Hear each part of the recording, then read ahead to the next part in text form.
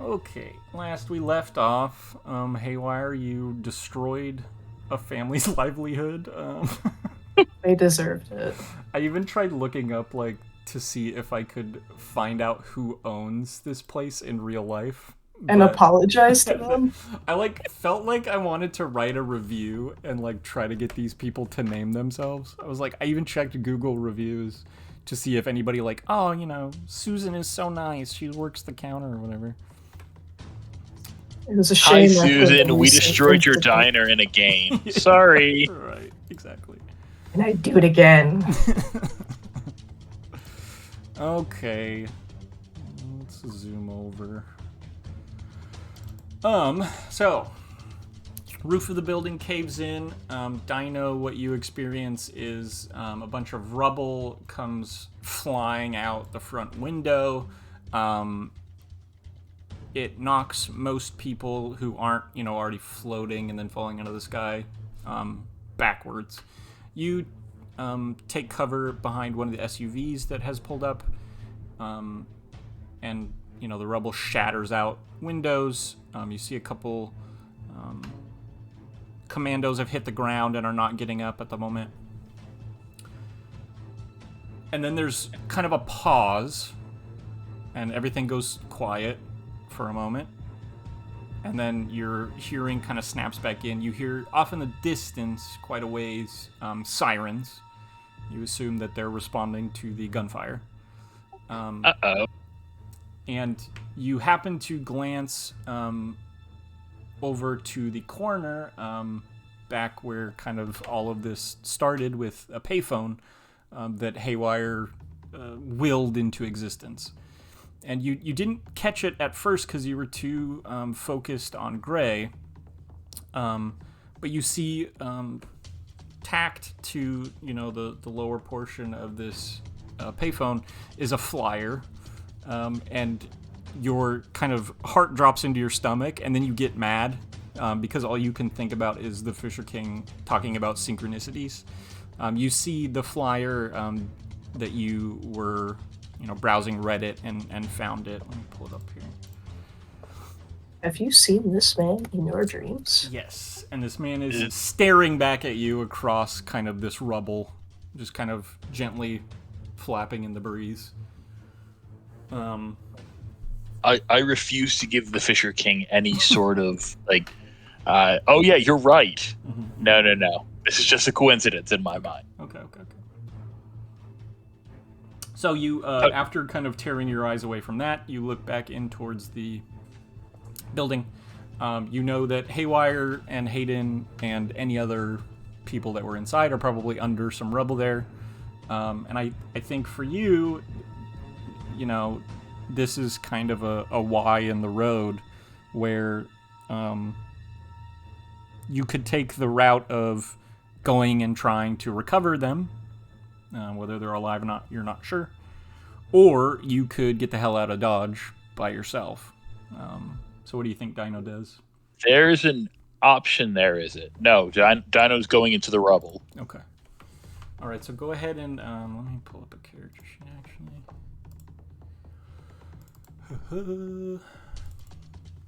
Go ahead and roll body and athletics as you just start sifting through. Or I guess you could take two. You could take two routes, right? You could just start pulling at debris, or you could, take a moment just to maybe look around, maybe listen, or try to find some hint where your people ended up at under all this rubble. Oh, that's far too clever for Dino. I'll do body and athletics. Okay, go ahead. Thank God All we right. have an astrophysicist running the team. Okay, hold on. Jesus, almost exploded again. 21 plus 11, 32. Okay. So you start throwing debris off. You start kind of just clearing space, kicking things over, picking things up. And then you find one large beam that you kind of just hurl off that, a normal person would not be able to lift this. You lift it with ease, throw it off, and you find Hayden. She's kind of crumpled and clearly unconscious over something, and as you pull her off, you see that she's covering Haywire, who is also unconscious. They have plenty of bumps, bruises, scratches, but to your eye, they do look alive, as far as you can tell. Oh. Oh, that's cute. Do I see Gray anywhere? Because the thugs were chasing after him. Sure. So go ahead and roll. Let's do mind and awareness for me. Oh, and I also... there's plenty of images of this establishment, so I thought I would bring those up just for funsies. Let's see here. The burning And wreckage make me around feel us. guilty. Yeah, so we can see... 15. 15, you said? There's cinnamon rolls. Where was there? There's a picture...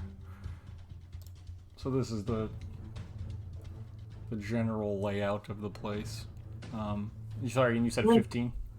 Yeah, 1-5, yep. As you start hauling them out, Hayden is kind of in and out of consciousness, kind of waking up and stumbling, and then kind of going back out, and you start to drag them towards the front of the building.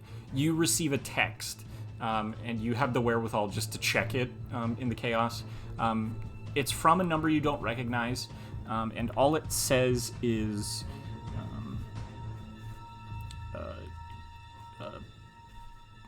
personal cycles running out. I can't return. There's some sort of interference. And then that's it.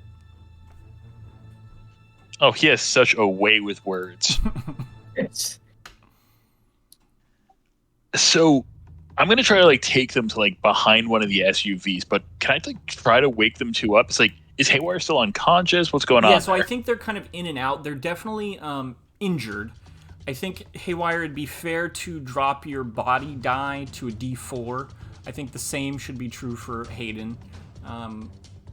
And as you're kind of dragging them out, also with a 15 awareness, you look back towards where the kitchen would be, and you see that hiding under a stainless steel, prep table is Emerson. She's conscious, also pretty banged up. But she's looking right at you, clearly very afraid. And your instinct kicks in and you know, okay, this person just witnessed something impossible. Aratus has probably red flagged her, and very soon she is going to become an agent. So you have this instant of fight or flight. Okay, what do? I need to get the hell out of here. I need to get them out of here. Oh no, I'm also going to be dealing with an agent. And then that moment passes, and no agent arrives. And there's conflicting information, right? Because Gray can't return. He has told you that there's interference of some kind. But this person, Emerson, you don't know her name, but you know that she should be an agent right now. She should be being possessed, and she's not. So that could mean that she's awake or on her way to being awake. So that's another wrench to throw in the mix there. Oh, so many issues at once. Dino shouldn't be doing this on his own, but here we go. And I'll also note, Emerson, what you had the wherewithal to recognize that it's zero gravity. I imagine you kicked off a wall and kind of floated under this steel countertop, and then everything fell. So the next thing you're kind of aware of is the sounds of this debris shifting, and then you see Dino lob a huge rafter over, kind of past the doorway that's still remaining. Clearly a feat that is impossible. A normal, especially someone Dino doesn't look incredibly strong by any means. Oof. He looks like a guy. He doesn't look like a power lifter. You know what I mean? You're not like a Mr. Olympia competition or something. Oh, he's definitely not hiding this. He's not trying to be subtle. At the moment. Sure. So yeah, Emerson, you see this, and you're kind of in a state of shock, not really sure what the hell's going on. Got it.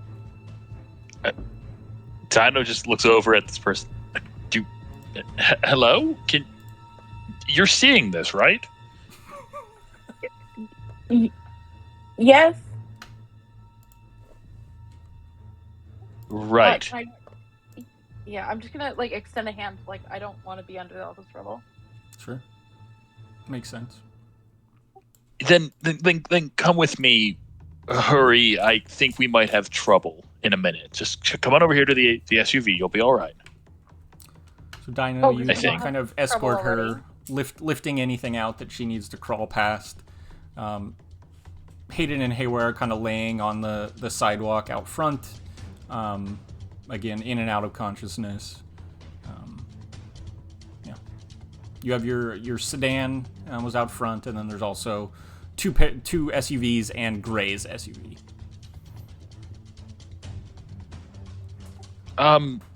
Right. Person who I just met. Did you hear anything we were saying out of curiosity? I am afraid to answer that question. No, I don't mean this as some sort of I will silence you if you say yes. Do people normally say no when you have conversations next to them, and then you say, "Hey, did you just hear that?" Do people normally not hear your conversations? Yes, exactly. Most people don't hear me saying things like that. And Dino, I think you've also witnessed Gray plenty of times has some sort of perception filtering where people don't tend to notice him unless he wants to be noticed. So this is par for the course. Like, or I guess normally she wouldn't be aware of what was going on, but she is clearly. You saw the weird guy in the suit at our table as well, I'm guessing. Yeah. Yes. And you saw my friend here, Dino points at Haywire, do what she did? I was in the kitchen. I didn't see it. I don't want trouble. No. You're not in trouble. I think you're not. How do I say this?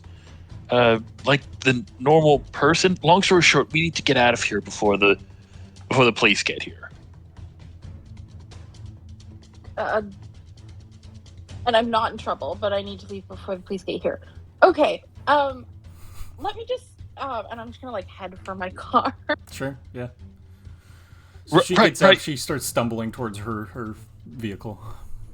Can I roll or something to have a moment of lucidness or something? You can just can I try help in that? Yeah, I think it's fair that Haywire, you can role play that out. I trust you.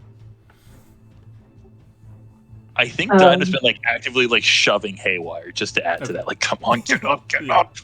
Yeah, Haywire's eyes are closed and she reaches out and vice clamps Dino's arm. Okay.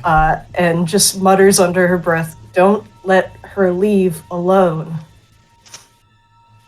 Yes, I know this is my first time. Hayden is out of it. She's like, "I got her," and she actually just grabs you, Haywire, and is dragging you towards the SUV because she's still not fully with it. Good job, Hayden. You're doing great. We need to go. All right, I'll go get this person. Dino follows after Emerson, which is not at all weird. Okay. Excuse me. Hello. You saw all this, right? Yeah. Yes. Yes. Does the world seem wrong to you in some way? Oh, this is turning into just a straight up nightmare, and I love it. God, why was Dino the lucid one? I love it, dude. No, this is what he would do. He would do this. He's not subtle, and we don't have a bar that we can drag Emerson into. Yeah, I think, Emerson, it's fair to say that you're in, full disassociation right now. You're just, everything feels alien, and then a man is walking up, kind of staring at you with, I think it's written all over his face that something's off, something's chaotic, something's not right. And then the only information he's giving you is, does the world not feel right? And you're like, fuck yeah. Did I die? Am I dead? No. Still alive. That'd be a terrible angel, honestly. Then yes. Yes. All right, let's just trust me. I know there's stuff going on. We need to talk somewhere more private. We don't want to summon anything. This whole mess is going to get us killed if we don't get out of here. So as you say that, you hear, the sirens. They're maybe a couple blocks off at the moment. You probably have under a minute or two. As this is happening, Haywire, Hayden has kind of dragged you over to the passenger side of your guys' car, and she starts to try to open the door. And as she reaches for it, your eyes are shut, so you don't see this, but you hear it. You hear the click of the lock, and she tries to open the door, and it won't open. And she's like, "What the fuck?" And she takes the keys and presses the button, and then reaches for the handle again, and as she reaches, you hear it again. The lock clicks, and you're like, "This is my fault. I'm doing this." Haywire reaches out a hand to Hayden's cheek and says, "I am sorry," and she's going to turn around and start walking over to the other two. Okay. As you leave, she succeeds in getting in the vehicle and just kind of falls in the passenger seat. Dino Haywire stumbles, holding her stomach over to you guys, and says, "We talk later, we go now." I've been trying to say that, Haywire, dear. Then stop saying and start doing. And she just... Oh, sorry, go for it. I'm gonna open my car door and just scooch a bunch of Starbucks garbage and pull out my folder, and then I'll follow them. Okay, cool. Perfect. Back to the sedan. All right, so you Dino's power walking. Yeah, you hop in, and what's the plan from there? Fucking gun it! Get the fuck out of here! Okay, and to what? Dino's just gunning it. Okay. He doesn't care the direction right now. He's just getting away from this disaster. Sure, gotcha. Go ahead and let's see, what should we roll here? Let's just do a stealth check. So it'll be, let's call it mind plus stealth, and whoever has the best can roll that. I have a D8 and a D10. Way better than mine.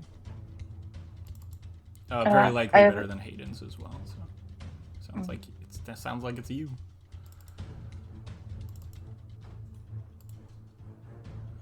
Let's see. Okay, that's exciting. And pull up. 20. Very good. Pull up one of you guys.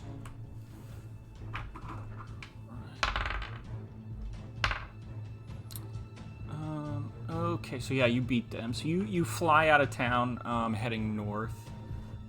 Let me pull that up really quick. Heading north.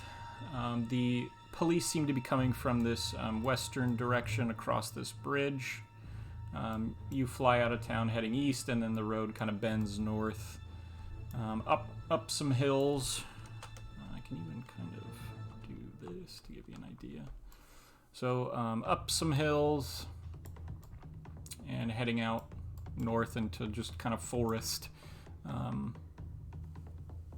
As you're driving, you know, Dino, that it appears the sirens have stopped in the town center there.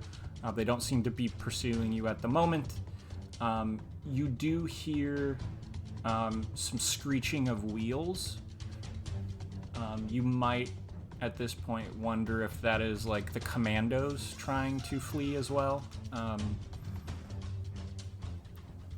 And yeah, so you wind up in the hills here, just in some trees. Hayden and Haywire, you kind of are coming back to your senses now. Hayden just is rubbing a cut that's over her eye, and she says, I lost my gun, and she's looking around her person trying to find it. She doesn't have it. Hayden, we talked about this. It's not real. Oh, and then she's gonna try to just manifest it if she can. Yes, get it, girl. Manifest your destiny. Hey, a 6. Hey. Is it a 9 though? Is it easy enough to manifest the gun from purely? Let me pull up my cheat sheet. I think that would be kind of hilarious if we're like, "Oh, Hayden, you fool!" and she's like, "Boom, gun in my hand." It's a squirt gun. Yeah. Absolute drawing of a gun. Let's see. Oh, Hayden, you're an artist. Magic difficulty. What would we call this? Yeah, I feel like this is like a difficult kind of thing to do. So let's say... Yeah, I mean, like, so, like, a 9 would be something impressive, but not impossible. So she, like, you know, she, like, focuses on her hand.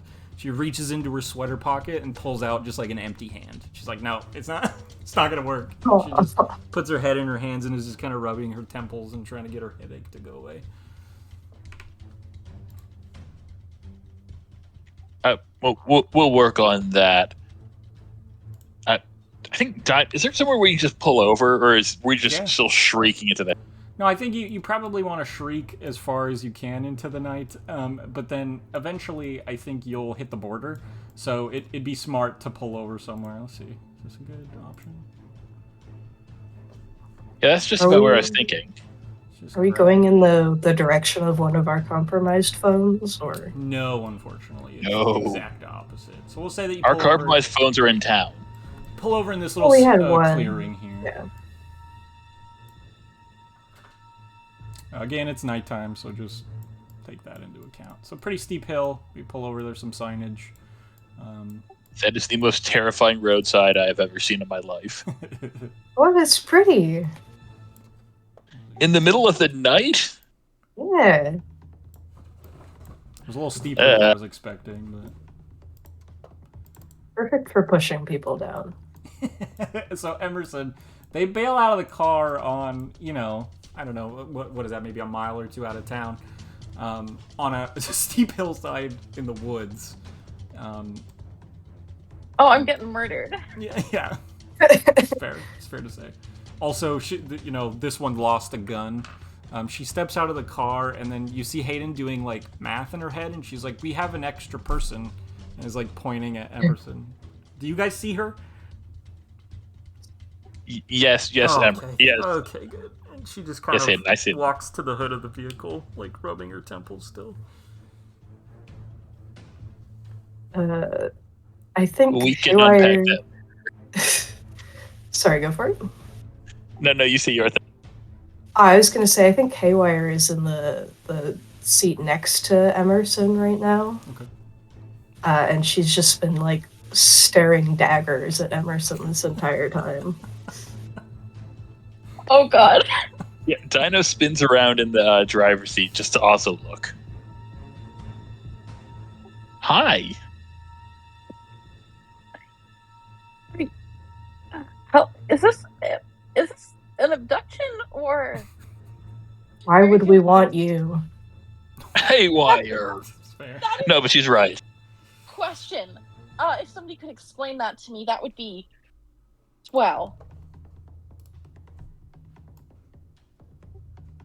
Well, you gotta be a bit more specific.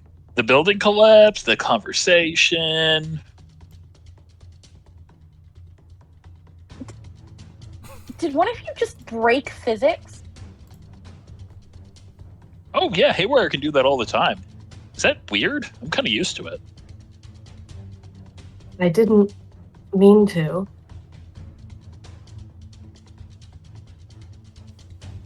Pretty sure you saved us back there. I was trying to save Agent Gray.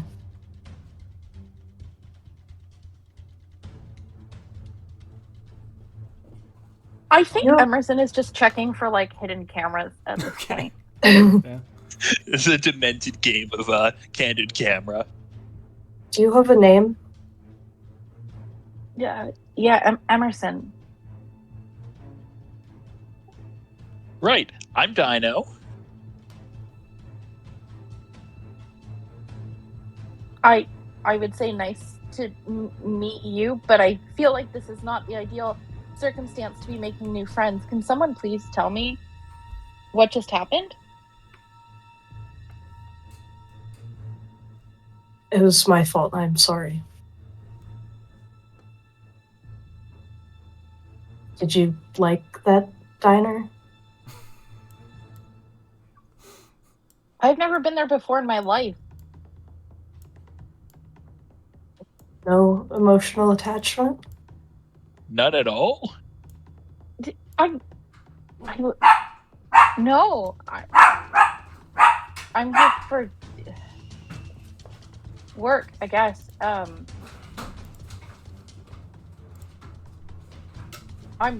more concerned with the fact that there was just no gravity for a second. Yeah, I didn't mean to do that one. I'm sorry. You didn't. Okay. It looks pretty cool outside, by the way.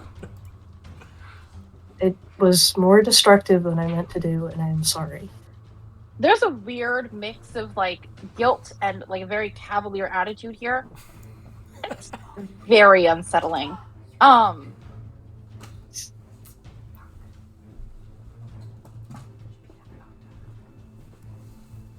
Why can people not hear your conversations usually? Can you explain like Oh, they're asleep. Lots of people can't really perceive us, especially the guy in the suit. I'm surprised you could see him. Most people can't see agents. when he was incredibly awkward. I don't. Oh, yeah, it's because he's not human. I mean, he has trouble. I mean, it's a miracle. He's actually one of the better ones. Sorry. No. I'm just gonna get out of the car. Okay. You get out, you see Hayden is kind of laying across the hood. Yeah, concussed for sure. Dino looks right over at Haywire. How much you want to bet we're going to mess her up like we did Hayden? Have we ever not messed anyone up? Yeah, that's true. That is kind of what we do. You get a call on your phone here, Dino, and it's Maggie. As you pick up, she just says, well, should I set you guys up with an exit, or are you going to try to continue on to the hotel? Well, I'm going to put it on speaker, so Haywire can hear too. Mags, I think we might have found someone who's awoken? She says, yeah, I thought you had picked up a straggler. Looks like there are some sheriffs heading north out of town now. I think they're just canvassing the area, so you should either get moving or get off the road if you can. I guess shoot me a text when you know what you guys want to do. And she hangs up.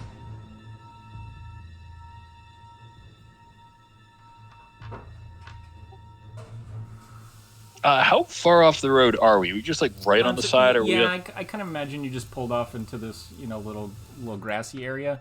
But you could hightail it into the woods. Potentially you could drive or walk. There's various like little offshoots and trails. These are kind of. I think they're gravel or dirt roads at best, but yeah. Is there a road we can take to get back that's not this road, or like the big one? That's a good question.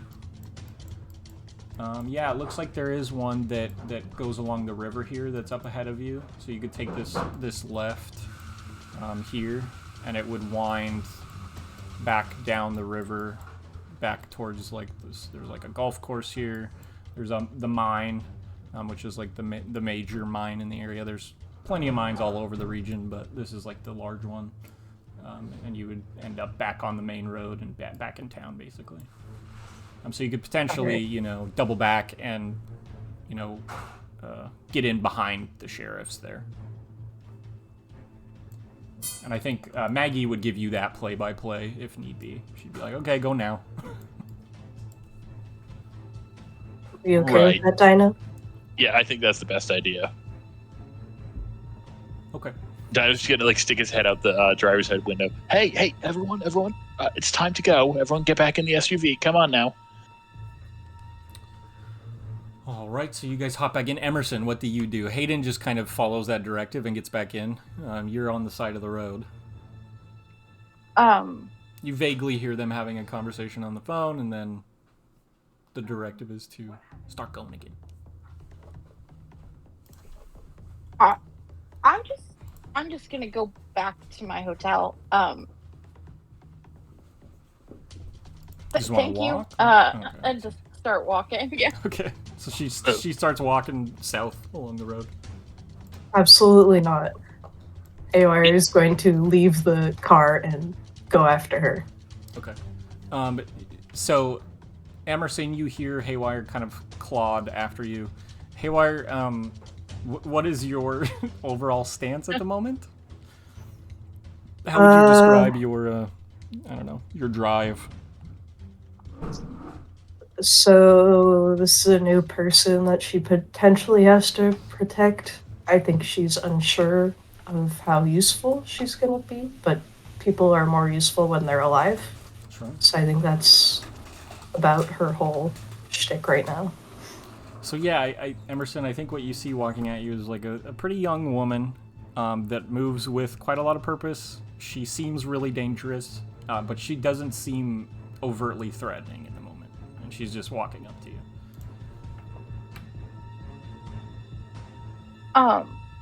Unless I'm stopped by conversation or No.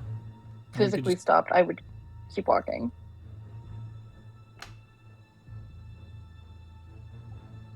And I kind of imagine just like Dino and Hayden are just slowly following behind in the car.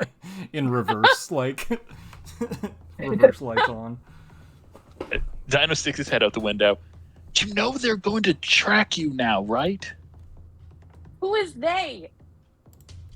Get in the Who car are and they? we can tell you. What? This? Unless you have secured your hotel better than you think we have. I don't know who you are. We're the good guys right now.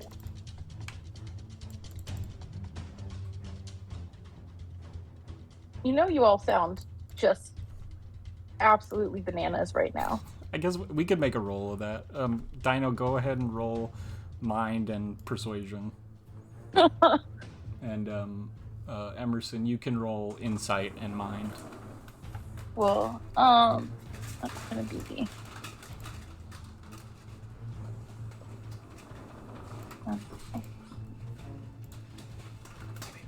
Where was the? Oh, right. Okay. That is a 16. All right, 16 and Emerson, what did you get? Okay. So my mind, I rolled the 10 on, so I'm gonna re-roll it. 16, 19. Excellent. So you try to get a bead on them. They seem to be putting in a lot of effort to convince you rather than just take you. So, I mean, I think that means something. I think, you know, they could just drive off. They could just leave you. They keep trying to, like, get across the idea that they are the good guys. As far as you can tell, you know, they acted in the diner in a manner to, like, protect this dude in a suit. Yeah. They seem to have tidbits of information here. I think in this moment I guess the things that they've said so far seem to be truthful.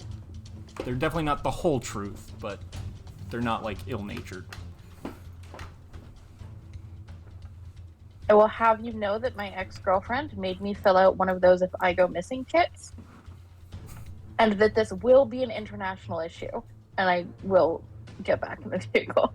Okay. Okay. Go Don't ahead. lecture me on international incidents. I promise you I have you beat. So I think in this moment, as Dino takes off for this left-hand turn up ahead, Emerson, we discussed that it's very likely that you're going to recognize Dino. Dino, what do you look like right now? Like, describe yourself again. A tall, relatively lean, athletic-looking young man, blonde hair, a weird scar across his eye that for some reason he doesn't seem to hide. He's wearing a all-black coat and sunglasses, even though it's the middle of the night. Of course. And then back in the day, do you think he had the blonde hair, or was that like a new thing? Oh no, that's been his look. He doesn't really hide it all that much. Gotcha. Okay. So yeah, you Emerson see this blonde hair. You get a good look at his face finally in the mirror, and you definitely recognize him. We just discussed that Emerson's ex-girlfriend is likely a true crime nut, and you would have absolutely seen like a Netflix documentary about this man. He was a YouTuber influencer type.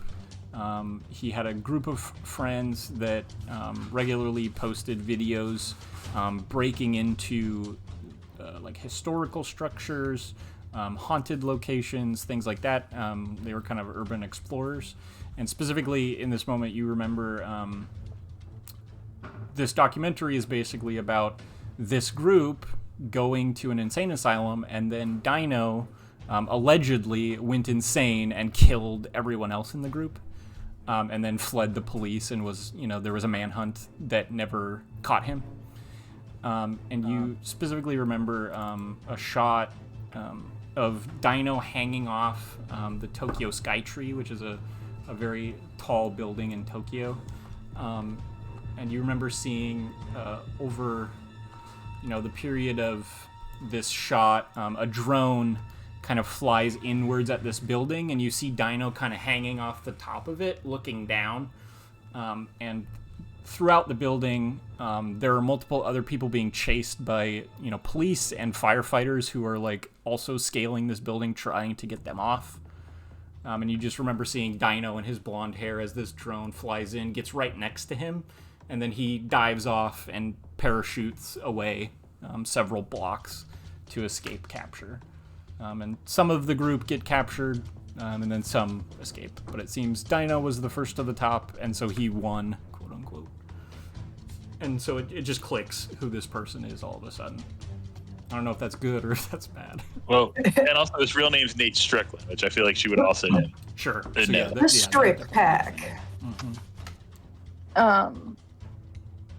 I think that is actually kind of terrifying. Yeah. Sure. Yeah. So again, you do feel safe in this moment, but you're like, oh, this is like a serial killer. Like. Yeah. Wait till you learn about Haywire. Nate's the fun one. Do I have a signal on my phone? On your phone? Yeah, absolutely. I'm gonna text a picture of him to Jade. Okay. So Dino, I don't know if you have the flash on, but you hear the of someone taking your picture. I'm diving for that phone. Okay, excellent. I think you're all well aware that this is a phenomena that happens to you regularly. When you are noticed and someone recognizes you, there's that moment of them staring at you and like doing mental math, and then invariably they panic, call the police, do whatever. So you try to snatch the phone. Should we make a roll for that, or is that something that you're willing to give up, Emerson? I don't think that I could contest that even if we roll. You could try. No, I think narratively it's more fun if I use the phone. That's fine. Yeah. So you snatch the phone out of her hand, Dino. Why did you just take my picture?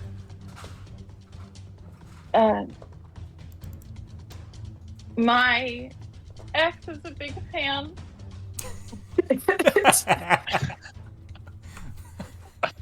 Oh. I don't think you mean my parkour videos, I'm guessing. Just say it. Everyone who notices me does. Who am I? Come on. Emerson just like shakes their head and is like, no, it's fine. It's fine. Right. Okay. All right. We need to just get this out here. Hello. My name is Nate Strickland. My name right now is Dino. I was falsely accused of murder because people who are truly monstrous killed my friends and decided to blame me for it. All right? At this moment, he takes a hard left onto this left-hand turn, and you're just flying down like a forest road that's just dirt and like bouncing along in an Audi.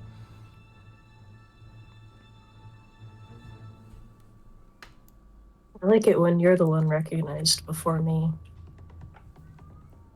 Well, people who knows you, Haywire, usually are there even scarier, honestly.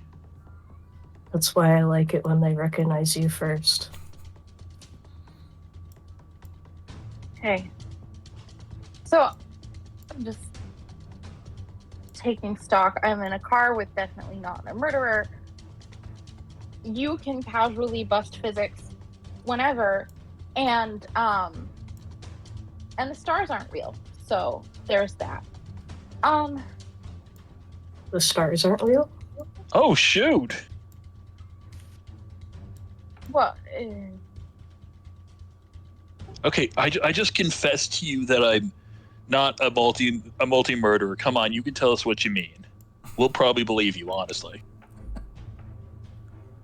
Oh, I'm just trying to figure out if I can explain it to you in a way that you would understand. Harsh but true. And I'll pick up the like thick file folders that I grabbed out Yeah, of my I definitely car. figured it was overflowing. Yeah. I don't know what to tell you. Stars Stars aren't real, man. stars aren't real. Stars may not be real. I don't know. Okay, I feel like we might need to tear off the band-aid. Haywire, what do you think? Why do we keep picking up the nerds? I was just going to ask that. Wait, what did Hayden say? Hayden says, "You guys have band-aids?" And she's like currently holding like a cut on her arm, trying to get it to stop bleeding, like applying pressure. Probably have band-aids. Like, I'm a mom friend. I probably have band-aids in my bag. 1 second. And I'll go through my bag and see if I have a. Yeah, if you Band-Aid. said you'd I don't have think it'll help. band-aids, you'd. But like, I think when she tries to apply the band-aid, it's like not gonna help Not much. But it might help emotionally. Yeah. Rip off a piece of your t-shirt. It's like a cartoon band-aid. Yeah, so she'll start like trying to tear her clothes apart, but she's like not that strong, so she's struggling.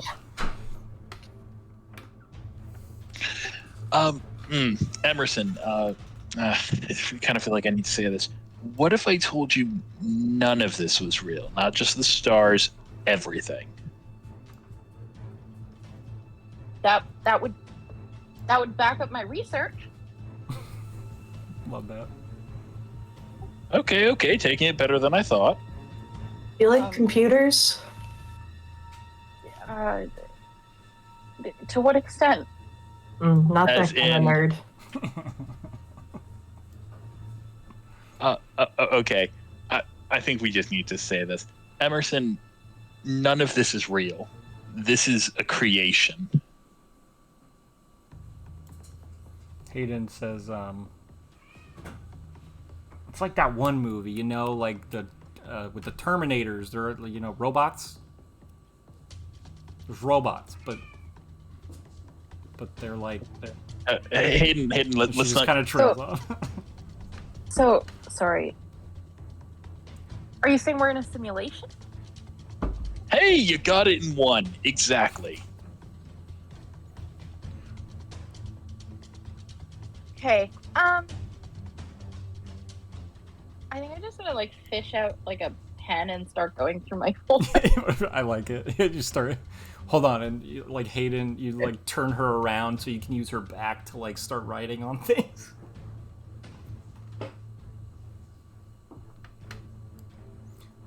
You get a text from Maggie saying the patrol's past you. You can re-enter the main road now. Come through town. Were we supposed to give her a choice before this, or? I don't think we've gotten to that part yet. Okay. And I think, like, in your experience, a lot of the awakened people don't necessarily have a good grasp on what they're awakening to. They just know, like, something is wrong. And so to have somebody go, like, oh, it's a simulation, like, is probably, feels like you're skipping a few steps for sure. I don't know if Well, that's they're good ahead of the curve. or I'll give them bad, that. but- Yeah. So, okay, so functionally, what does this mean? This all around us is the Matrix. Everyone you've ever known, everything you've ever interacted with, everything you've touched has been in the Matrix. You were not born here, necessarily. You may have memories you were, but you were not.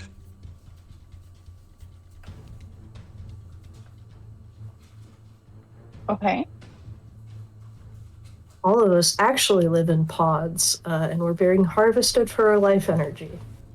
Oh, haywire. That's terrifying. Oh, no, not again.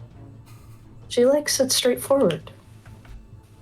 Yeah, we were straightforward with Hayden, and she's still not okay.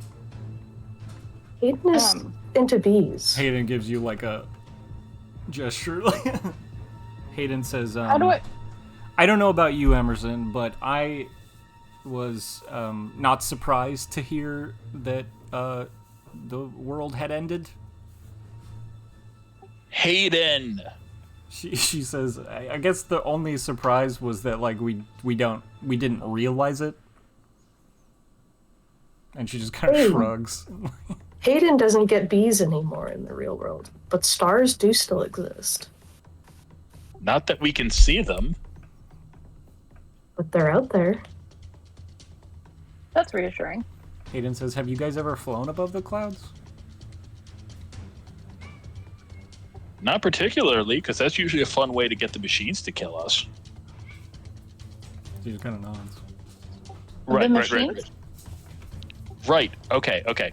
So, this world was created by the Matrix. It's not the first Matrix. Don't look into that. It's extremely confusing. But the world outside the Matrix is a post-apocalyptic nightmare that is ruled by the machines. Creations of mankind that rose up against us.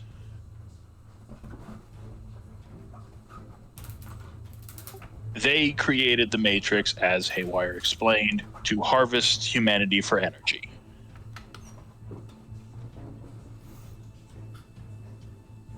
Horrifying.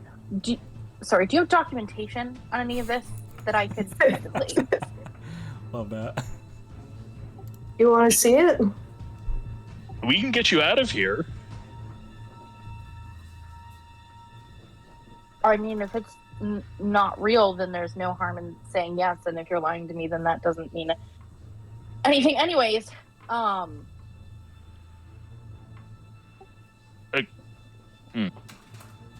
So you start kind of winding up through this mine complex. It looks deserted. There is like equipment and things, but it seems to all have been, left to rust. No lights on or anything. You start heading back towards the main road.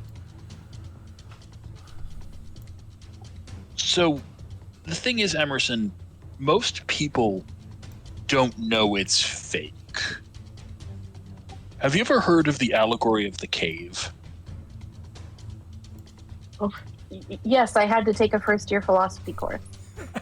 Yeah, I slept your mind, but it's something very similar to that. If you shackle someone to the cave and then someone kicks in the door screaming, hey, this is Shadows on the Cave, they're going to completely ignore that person. Mm-hmm. It's the same idea here.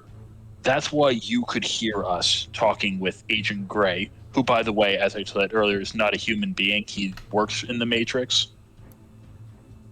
But if you went to someone, say, your best friend, and said, hey, the world is wrong, they might not have the same effect as you did. You're describing my last 6 months. So, yeah, if you just any show me, I guess. As you guys are having this part of the conversation, you start to pull up to Circle Motel. That's one of the stays, which is an option here. It's kind of, just north of town, so it would mean that if you pulled off here and tracked up, you wouldn't risk going past a crime scene. So it might be a good option. Fair enough. So do you want to pull off Fair or enough. keep heading? that works. Okay. So yeah, you pull off. There's a little front office with a dim light on. It's a little snowy still. The roads are pretty clear, but most of the area here is still covered in snow as you pull off. So you pull up out front of this office. You can head in and get a room or multiple rooms, whichever you prefer.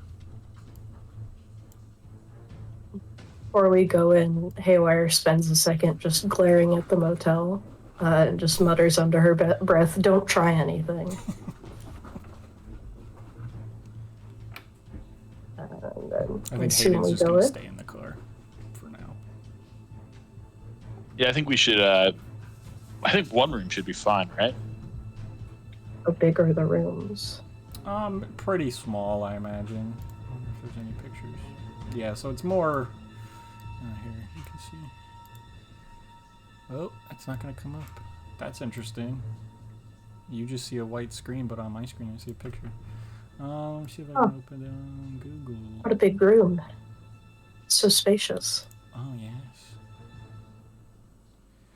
Let me open it this way. Oops, why isn't that working? Weird. There we go.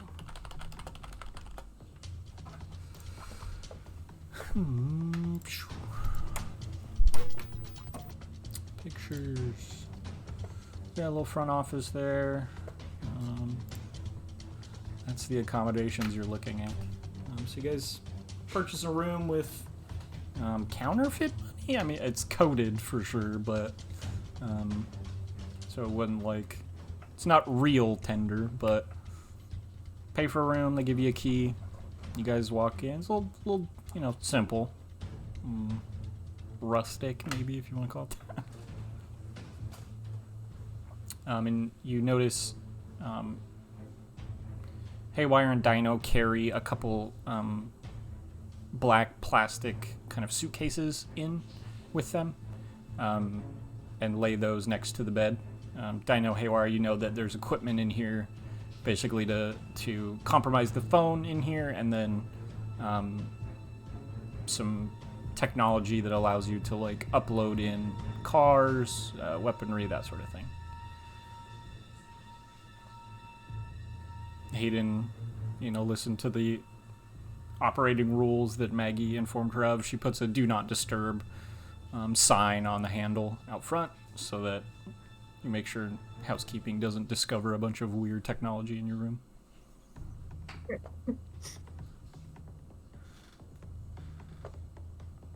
And then she just kind of plops down on a bed, passes out. Haywire will call up Maggie and ask her to start tracing Emerson. Absolutely, she can do that. Let's see.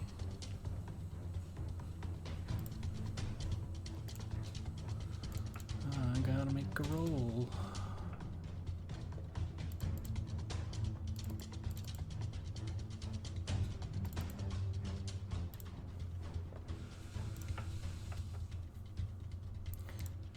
So she says, "Yeah, no problem. I'll get back to you." And then she starts that process. It's going to take a few minutes, likely, just to figure out where she's located at. And then Haywire is going to turn back to look at Emerson and say, "Before we go any further, do you have any problems with eyesight?" No. Oh, good.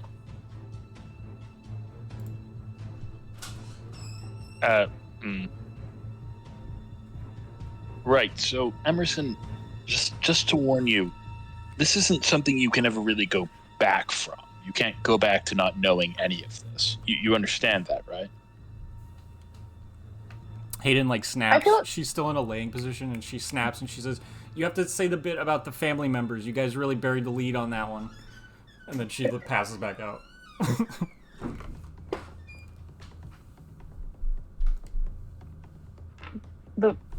What about my family? Once you become like us, they become flagged. The Matrix tolerates us, but the program doesn't like us.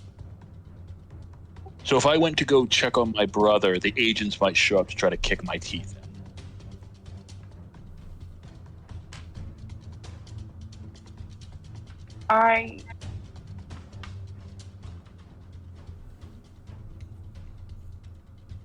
I feel like I've been losing my mind for the past little while, and I will die if I don't know.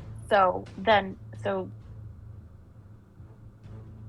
that's, I will have to live with that. If we're in a simulation, then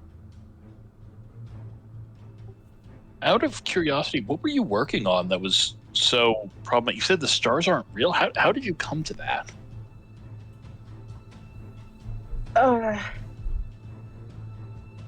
I comparing historical data with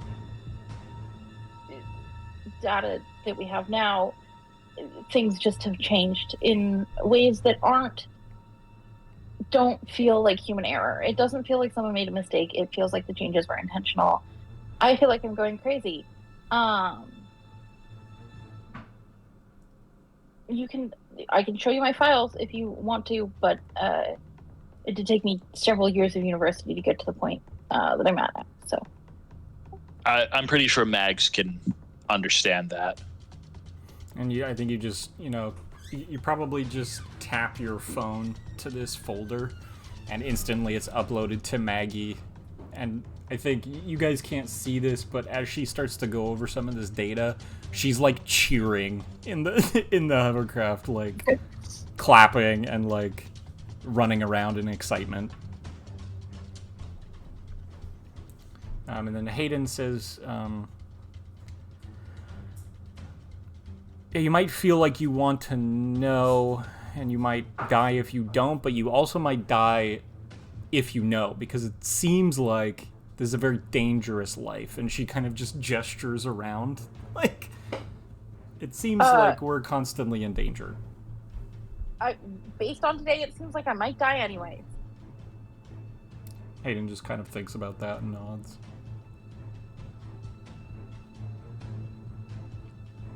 Right, so I didn't get much of a choice. Yeah, sorry. But, hey, your training's a lot nicer than mine was, Hayden, so that's something. Hayden, So, to be clear, you shot and killed me. I mean, not you, but, like, my ducks, yes, I know. So is there a form I have to fill out, or? I think as you're saying that, Haywire, you're unloading stuff out of these crates. And we kind of talked about this before. In the films, they use pills, a red pill and a blue pill. But it can be any variation on that. Basically, you have a program that you need to introduce to Emerson. It allows you to track her more easily and find her body in the reel.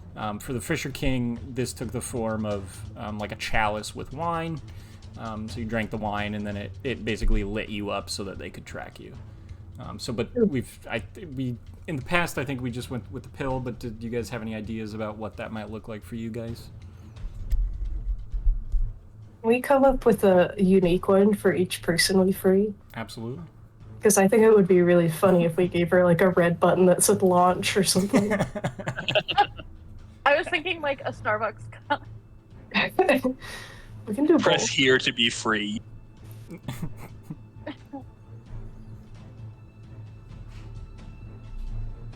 You know what?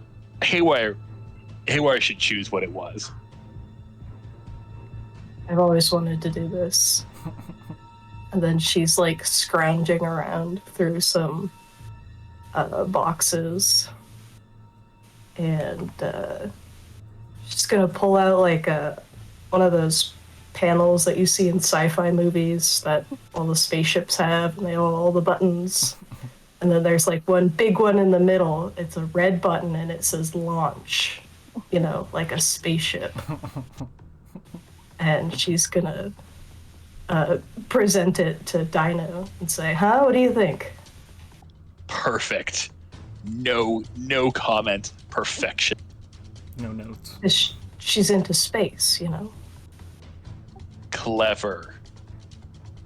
I thought about having like a red bee and a blue bee and, choosing the one you got stung by for Aiden, but it just Oh. didn't work out. So Emerson, Oh, as, that's as me. you look at this little panel that she's brought out, now there is that big, red launch button, and then kind of off in one little corner, there's a smaller button amongst other buttons and levers and different like scaling things. You see there is a blue button that, in fine print says abort, and it's blue in color. Right. So here's the deal. It has to be your choice, Emerson. If you press the red button, we'll continue as we were. We'll continue telling you'll get out of here, you'll see the world. Or you can choose the blue button. This button will return you back to your life. You'll forget any of this happened, probably just have a bad headache tomorrow, but you'll be free of this knowledge. Choice is yours. I don't even think there's a delay. I think I just smacked the red button. Okay. And I think as you hit it, Hayden in the corner goes like she makes like a rocket noise and tries to like shake the bed. Minus 10, 9, 8. So I think what you experience, Emerson, is you push this button, the panel kind of powers down, and there's like a pause where you kind of were expecting something to happen, and nothing really happens for the moment.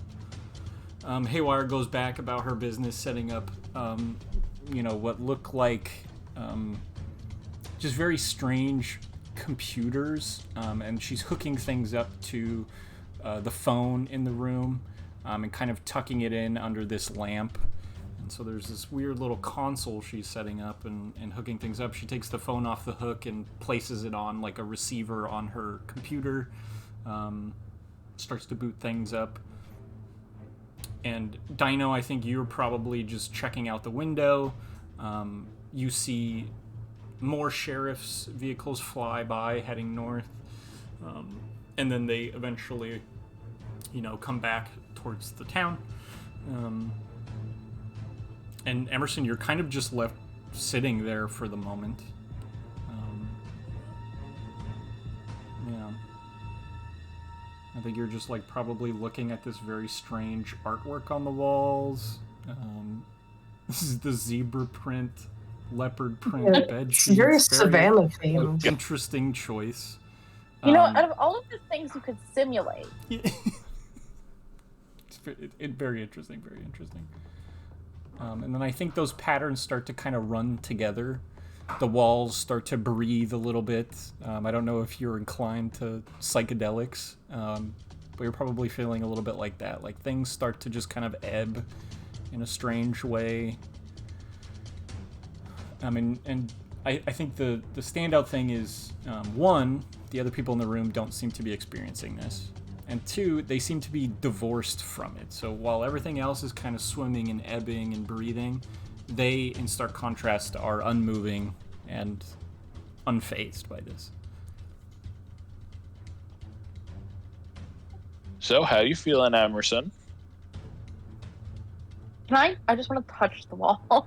And so you touch it, and the paneling on the wall kind of runs down your hand, and suddenly your hand has the texture of this wood paneling, and it's kind of growing down your arm slowly.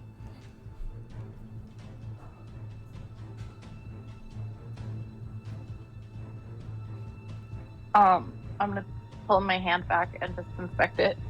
So you pull back hand sanitizer. The paneling's gone, and you kind of look up and you see the giraffes in the paintings are moving now, walking across these scenes.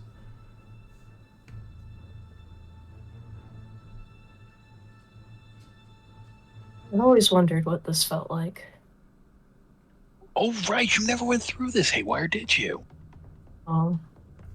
This kind of stuff just normally happens to me. Trust me, you're not missing much. How long does this last? So it does not end, unfortunately. A moment later, Maggie calls back and she says, "Well, I have good news. I found her. Bad news, she's, maybe 6 hours flight time away. Ooh, 6 hours. It's gonna Ooh. be fun. And you also know that time is a little wibbly wobbly, so 6 hours out there could be, dream wise, could be days, could be weeks. Like, it's a little loosey goosey at times.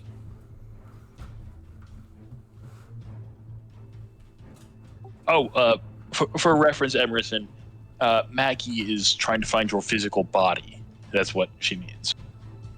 In the pod? Yeah, so I think Yes. Emerson, at this moment, you suddenly look down, and your body's gone, and you're just like a floating head now. You can still feel your body. It's like kind of phantom limb, but your torso is gone. This is uncomfortable.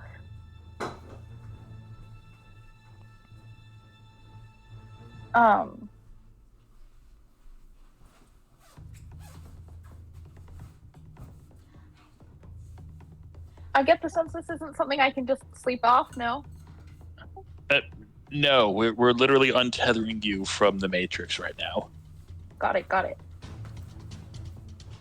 You kind of slowly start to be overwhelmed by like a very cold sensation. You try to like blank it up to see if that would help, but it doesn't seem to. And at a certain point, you're like, you start to almost feel like you're submerged in some sort of cold liquid almost. Like there's a sensation of being wet, but like your skin isn't noticeably wet or anything.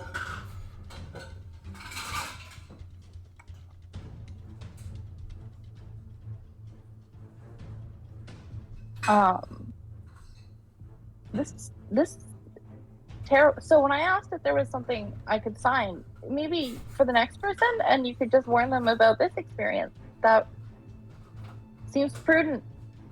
China's fault. Everything's my fault, isn't it? I don't know what this is like. Okay, mine involved Arthurian legend, so I think you're doing okay right now. That's Emerson. so much cooler. Hayden says, I learned this trick, and she flips on the TV, and she puts on like a late night infomercials channel, and she like sits you down in front of this TV, Emerson, and she just holds your hands. She says, I had a friend that did too much acid once, and we play like baby sensory videos.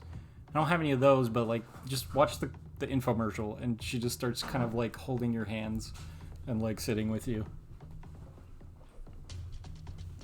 Yeah, I'll watch the infomercials. Haywire will retreat to the other side of the room so as not to disturb anything. Okay. And Dino's Haywire, gonna as you're- retreat following. Yeah, excellent. Haywire, as you're retreating, unfortunately, you can't escape. You see that it's like an ad for some sort of like medication. There's kind of a middle-aged man with like hair that's graying at the temples, and he kind of walks onto the shot and starts to like talk about this medication. He says, "You know when something is wrong. You feel like black clouds follow you wherever you go, like you're living in a gray haze, perpetually overcast. You struggle to get to sleep or stay asleep at night, and then struggle to wake up during the day. It feels hopeless. Does anything even feel real anymore?" And as he says that, he starts looking directly at you, Haywire. Nobody else in the room sees this, Haywire. You're the only one that experiences him looking directly at you. And then his eyes follow you as you move like across the room away from the TV. I would like to roll to throw a shuriken at the TV. Okay, go ahead and roll just a mind roll for me. Okay.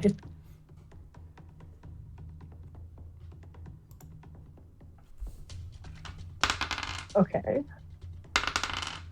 Okay, that's a 7. Okay, I rolled a 9. So you pull out a shuriken, and again, Haywire, you're the only one that sees this. For the other people, the commercial kind of goes on normally, but he actually puts a hand out, and as you throw the shuriken, he catches it in his hand, and he says, "These are some symptoms of clinical disillusionment, serious medical condition affecting nearly 780 million people worldwide. While the cause is unknown, it may be related to an imbalance of natural chemicals between nerve cells in your central and peripheral nervous systems. Clinical trials show prescription Corellium works to correct this imbalance. Side effects may include lightheadedness, dizziness, disorientation, depression, headaches, blurred vision, memory lapses, cold, tingling, numb hands and feet, unsteady coordination and tremors, impaired taste of smell, shortness of breath, chest pains, fatigue, muscle weakness, low blood pressure," and you almost feel like he's glaring at you standing in the room with you, somehow inside the TV and outside of it at the same time. Says, Oh yeah, well, at least I'm not in a box, stupid TV man. shortness of breath, chest pains, fatigue, muscle weakness, low blood pressure, pale or yellowing skin, sore red tongue, heart palpitations, and worsening narcolepsy, anemia, cardiomyopathy, osteoporosis. Corellium is not habit-forming. Studies on potential carcinogenic effects have been inconclusive. Talk with your doctor about Corellium today. Blue skies all the time. And at that moment, he snaps back into the TV, and the infomercial just kind of ends and moves on to the next one. My shuriken. Yeah, and it's gone. Did they see me throw a shuriken at the TV? Yes, likely. So I think I think on that level, like, yeah, Dino, I think you'd probably be the only one that was paying enough attention. But you do see this, blur of metal that just kind of disappears into the TV. Yeah, and then she shouts at the man in the box. Yeah, right. Haywire, why are you trying to kill the infomercial? He's making fun of me. The commercial for some sort of drug that has a lot of worrying side effects now that I think about it was trying to threaten you? Oh, maybe. He's making fun of me. Oh. Dino just kind of nods like, oh, I get it now. Okay, that makes sense. Stupid TVs. Oh, right. Well, was it a, kind of like whispers, was it a you thing? The first time I watched SpongeBob SquarePants, he cussed me out. Oh, that's a special kind of horrific that I didn't expect this late at night. Right. So you got into a. So the TVs are also something we should look out for. Then is what you're saying. Everything.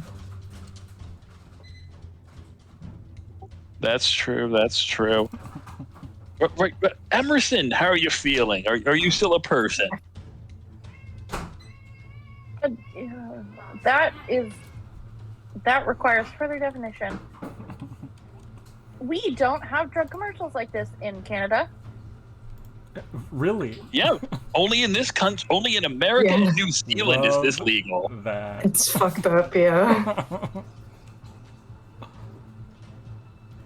Learn something. As new. if Americans know to ask for a very specific prescription from a doctor who spent God knows how many years learning their craft, but a commercial told you to get it. Right. Well, I've seen them before, but more like between episodes of Judge Judy on the TV channels. Everything's gone wrong. Oh, no. Oh, Fred boat lift. Fred, I'll fix you it. bastard. Continue. I'll fix it. For some reason, we're okay with this in this country. I never quite understood why. Things are getting real trippy, guys. The cameras have screwed up. Oh, and somehow are we? No, we're right. Okay. Cool. Honestly, I spent the good first chunk of things getting weird today just assuming it was because I was in the United States. Culture shock. Ouch. It's totally fair, though. Not wrong. So Maggie just sends you guys a text. En route, roughly 6 hours. I'll let you know. Well, you only have 6 more hours of this. Well, because we have a lot more time than I thought we would. What would you like to know? Well, that is a big question. So, and I'll turn to Haywire. Why didn't you have to go through this? I got out myself. I have a very unstable connection to this simulation.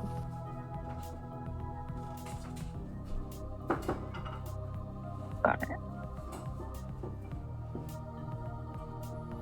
Hayden says, makes you feel any better, when they were getting me out, I hallucinated that a chain link fence turned into snakes. I'm so sorry. Oh, those military guys are definitely dead, aren't they? I'm not sure. I don't even know what those guys were. They took a beating. Yeah, and Hayden says, yeah, what the fuck was that? What were they doing? Well, they had beef with Gray for some reason. Oh, right. That's something I was going to mention. Emerson, the weird guy who you thought was super awkward. Yeah, that's because he's an inhuman thing called a program. Specifically, he's an agent who kind of acts as like the police force almost of the Matrix. Hayden just says, well, if he's like an authority, why is there people trying to kill him? He's the system. You've never considered maybe people don't like the authority?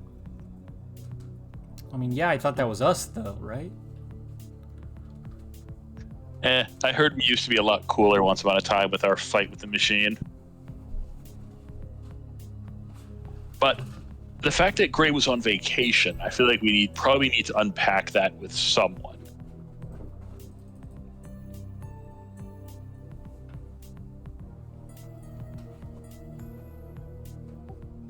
That's basically the equivalent of if your antivirus decided to go to the Bahamas or something.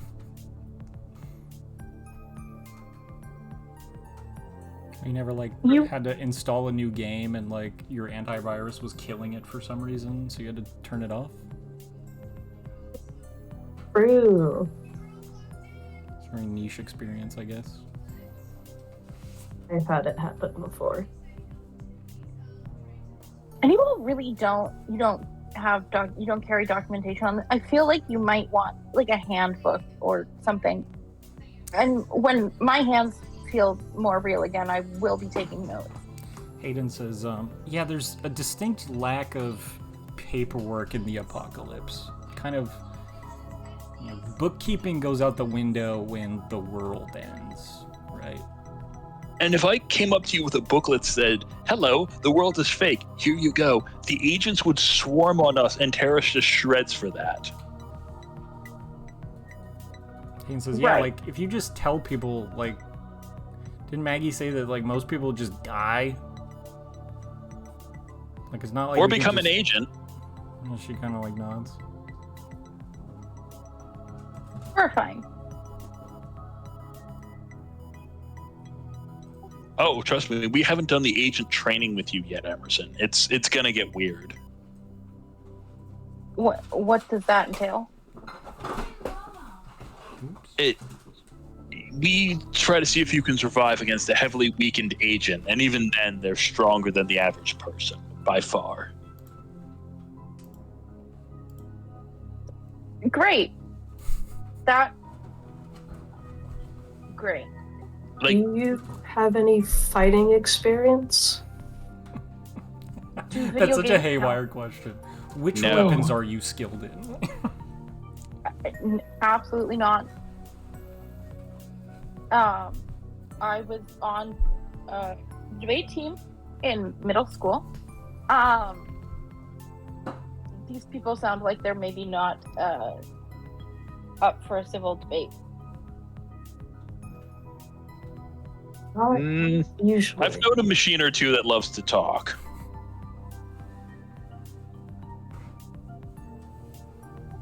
I mean, I'm pretty sure you and my old boss are going to get along swimmingly. That was a pun. Did you get it, Haywire? Boo, I waste my good jokes. Because he's the Fisher King, and fish live in the water, and you swim in the water. How long have you all known? Hayden just says like, oh, week? How long has it been? Okay. Have you seen the documentary about me being like the crazy serial killer and all that? Yes, that is why I took your photo. Oh, thank you for that. I think in that moment you snapped her phone in half. My friends and I found a spot, the North Wales Asylum, that was wrong. Physics didn't work quite right there. If we interacted it in a certain way, we could do impossible things. Sorry about that, too.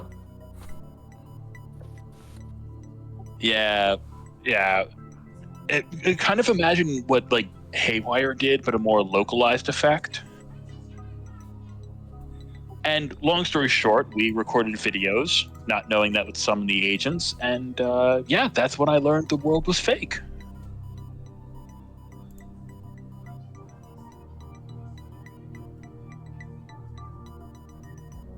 Wild. That, given the current context, makes sense.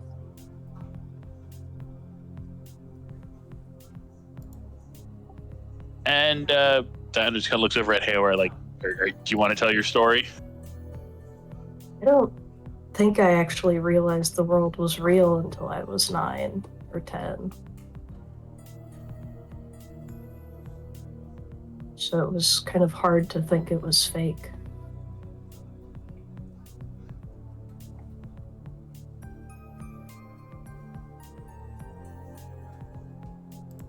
Hayden will just say, I kind of always expected the world to end. And like, I think I had like a suspicion that it kind of already had, that like everything that was happening was just kind of like a death rattle almost. So when they started talking about it and freed me, it just kind of all fit. Mm-hmm. And she just kind of shrugs.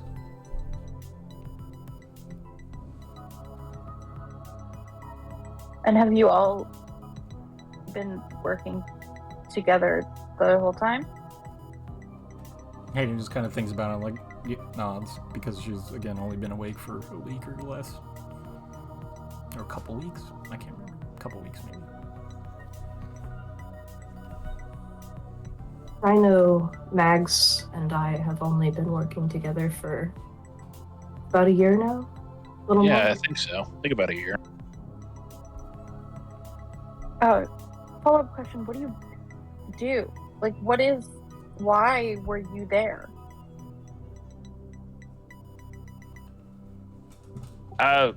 We're kind of problem solvers, which is why I think the Matrix tolerates us.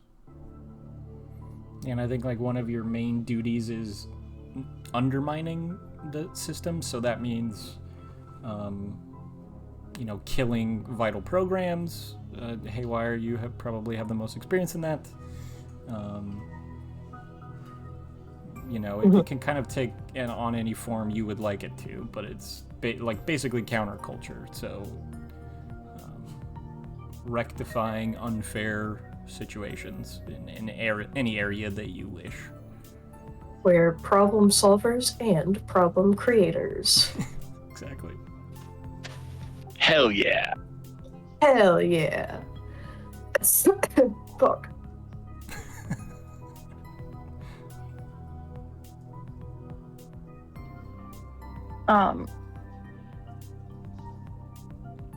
I think Emerson is briefly distracted by more infomercials.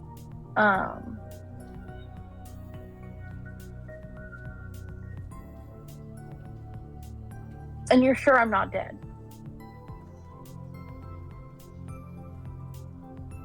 Probably not. Says Hayden.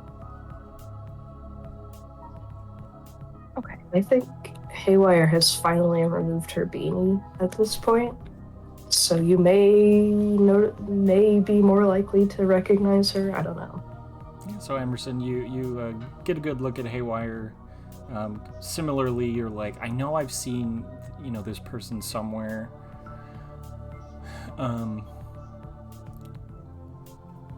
think it would be fair to say that you know her from like the same kind of thing, although I don't think like there are documentaries made about Haywire, because she's almost like too high profile for that. Like, how do you make a documentary about somebody that has committed like every crime known to man, kind of a thing? So you're like, oh yeah, I've for sure seen this woman somewhere before, likely on a FBI most wanted list or something like that. But she's like in the realm of a terrorist rather than Dino, who is more of like a celebrity turned serial killer. I have a weird fan base out there somewhere. For sure. It gets weird on certain parts of certain websites. I feel like very small potatoes. Like, it is very weird to be here with these two people.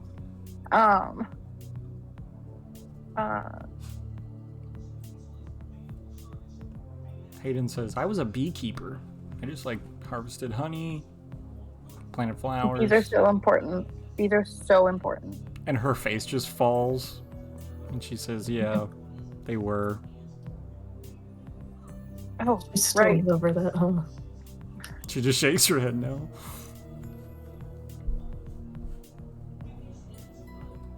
If it makes you feel better, if you stay with us long enough, you'll probably be put on the wanted list. I mean, you could already be on one already. I hope not. Hayden says, I searched my own name again. They just still haven't put anything on me. It's okay, you'll get there. Someday you'll all be on some sort of list. It's everyone's greatest dream.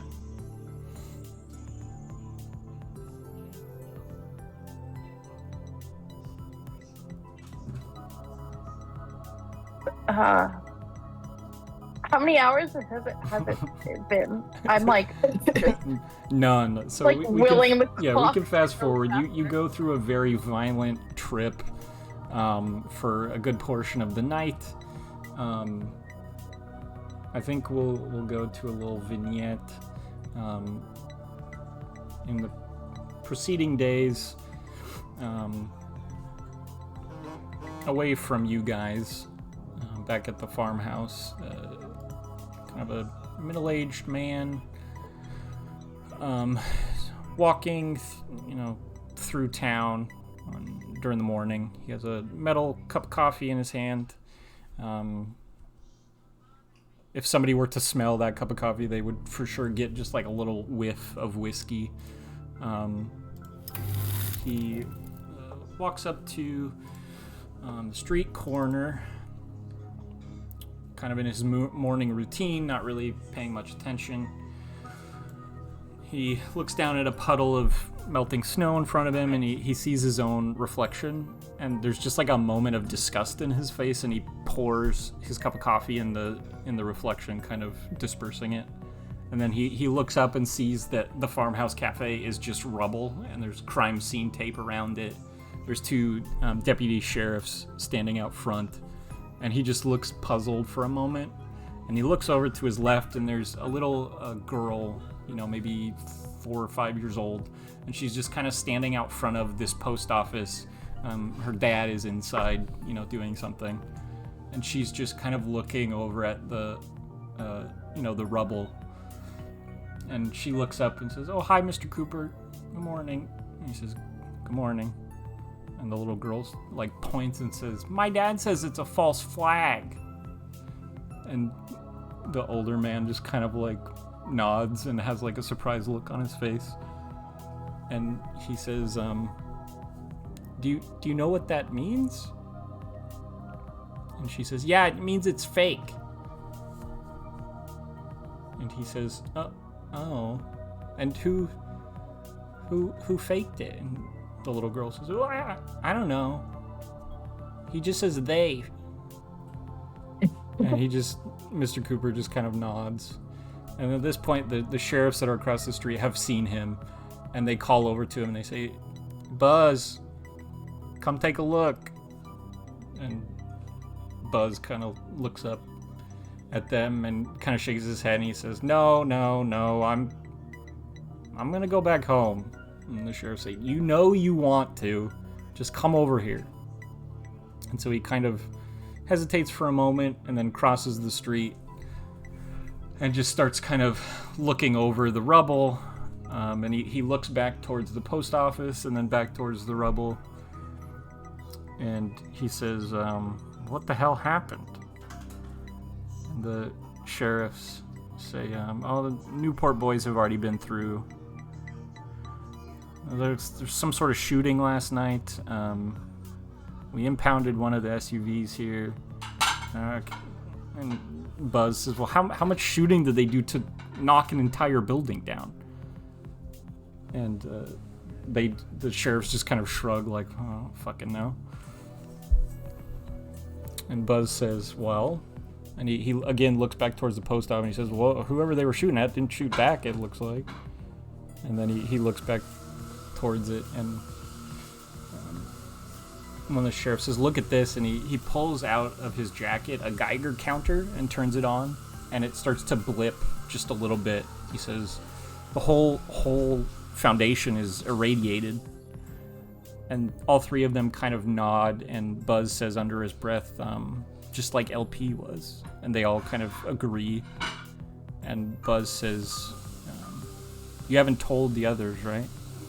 And they all, the two sheriffs agree. They say, "Yeah, we kept it quiet. We didn't mention it until they already left." And Buzz seems very troubled by this. There's like recognition in his face. But he's immediately overcome with frustration.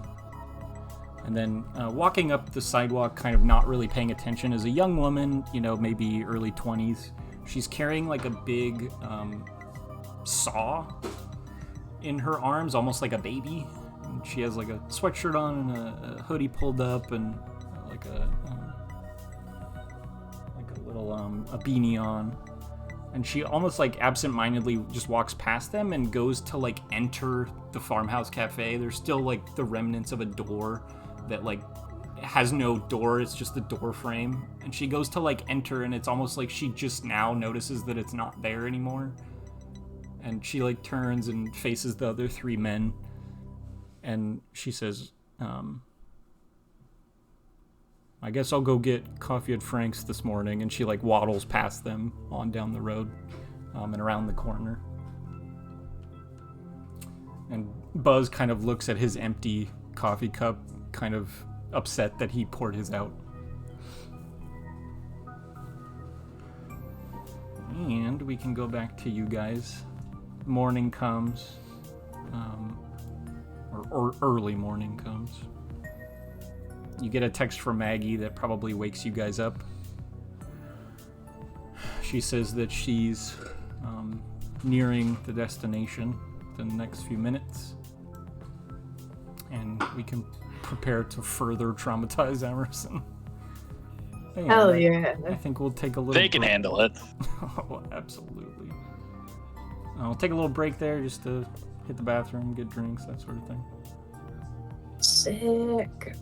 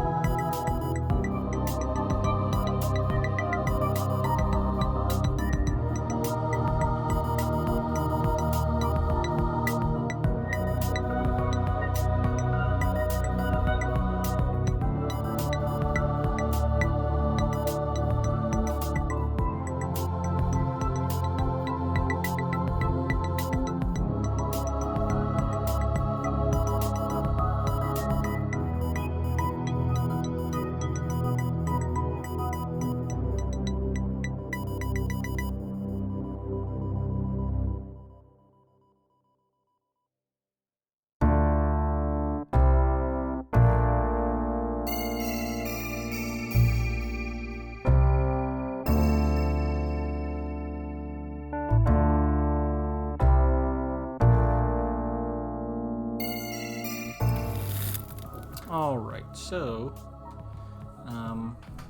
you text for Maggie. Everybody wakes up. By this point, Dino has completed setting up technology. Phone has been compromised. Gives you guys an exit, but also a way to get Riley out. And then basically one of you, or well, yeah, I guess how does that work? At least one of you needs to exit just to assist Maggie in freeing Riley, or Emerson rather. So who do you think would be better off in the real world, and who do you think would be better off staying here? I kind of feel like Haywire is more useful in the Matrix.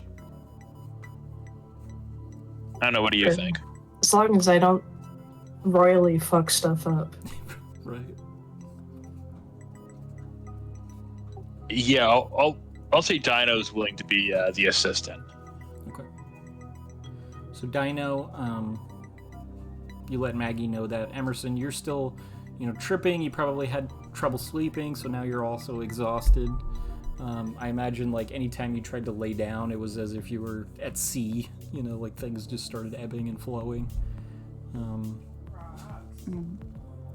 You see Dino, the phone starts to ring, and he picks up the phone and puts it to his ear, and he seems to almost turn into a liquid that is then kind of absorbed into the phone handset, and it just falls and dangles, and Haywire sets it back on the computer. And at this point, like, I think everything has been psychedelic up until a man disappears into a phone. So now you feel kind of the start of a panic attack coming up.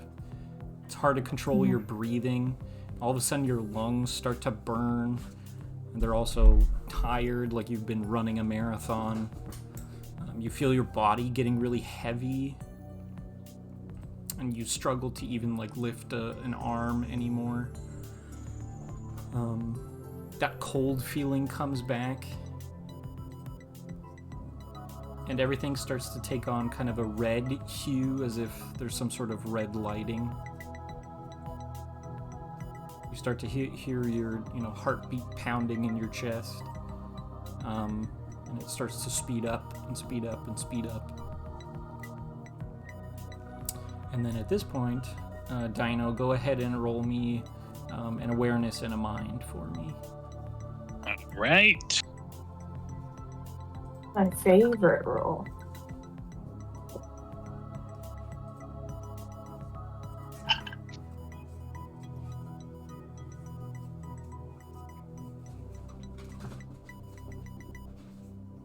That would be an 18. So Emerson, you again start to go a little catatonic. A headache kind of sets in. You have trouble keeping your eyes open. You suddenly find yourself, that exhaustion really kind of setting in. It's hard to keep your eyes open. You start to get flashes of bubbles in the air around you. You start to feel a buzzing in your ears, and the air gets thicker and thicker. Any movement just feels like you're kind of slogging through some sort of honey almost. Hayden's there. You can still feel her holding onto your hands, but her touch starts to get really warm. And about this point, Dino, the hovercraft, has approached a group of towers. You're kind of unsure of the location, but it's a site that you're well used to. It's kind of a forest of these large cylindrical black towers with little red lights covering them. You know that each one of those red lights is a human being. Maggie, That's a yikes. Maggie kind of drifts the ship nearest to one. You go down to the cargo bay, drop the exit ramp. You kind of hook yourself to a harness so that you don't fall to your death. You dangle yourself out over the edge of this ramp, and you see Emerson's body. She's doesn't have any hair. She's plugged into a pod, swimming in Goop. yeah, viscous goop. But you see that she starts to kind of reach for the top of her pod. Her fingers kind of press out of this kind of a gooey layer on the outside, and it kind of snaps and breaks.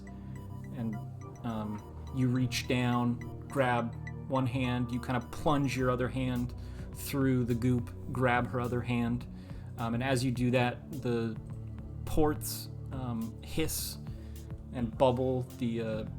The cables that are connected to her start to pop off as you know the system is finally rejecting her. A tube in her pod opens and starts to allow the goop to run out as they try to just kind of flush her. And you know that if you lose your grip here, there's a chance that she'll drown in the fluid below, and her body will be reclaimed to fuel other humans. You hold tight. Go ahead and get me an athletics and a body roll for me.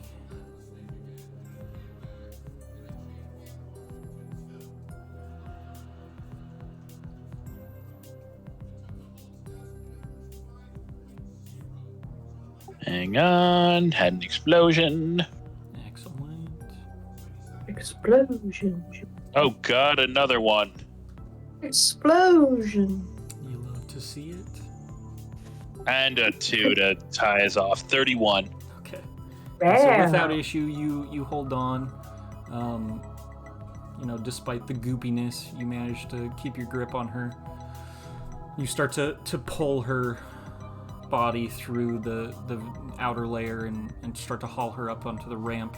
Emerson, what you experience is one moment you're holding Hayden's hand, you feel her grip tightening, you feel your chest tightening, and suddenly your heartbeat stops pounding in your ears, and your chest just kind of spasms. You feel like you're having a heart attack. You start to try to say something to her, like, hey, this, something's gone wrong, I'm dying. Your eyes slam shut, and the next moment they open, you're blinded by light, but you see Dino holding your hands, hauling you onto this exit ramp. Your body is exhausted. You're covered in some sort of goo. And it's still hard to move, hard to open your eyes. The ramp is cold to the touch, but Dino's hands are warm, and he's hauling you into the ship. Right. Keep your eyes closed. Try to use me to walk. You've never really used your eyes or walked, so we'll just keep coming. I gotcha. You smell ozone. You hear electrical arcs in the distance. You feel the ground move beneath your feet as the hovercraft backs away from this tower. Dino, you know there's a moment here that is quite dangerous. If any machines, catch scent of the hovercraft, there could be a fight on your hands. So Maggie's going to go ahead and roll stealth. Haywire, Hayden, a moment later, arrive back on the ship, much the same way that Dino did, through telephone. Dino, you get Emerson in the med bay. You unplug Haywire and Hayden so that they can start tending to her, and we'll see how Maggie does. Let me bring up her character sheet. D10 and a D12. Okay, let me roll for my guys. So Machines rolled an 8, Maggie rolled a 9. So she Yeah, Maggie. quickly descends. Not so much at a dive, but kind of flat, descends quickly. Emerson, you experience, the falling sensation of waking up for the first time, and then a falling sensation as the hovercraft plummets out of the air and below ground.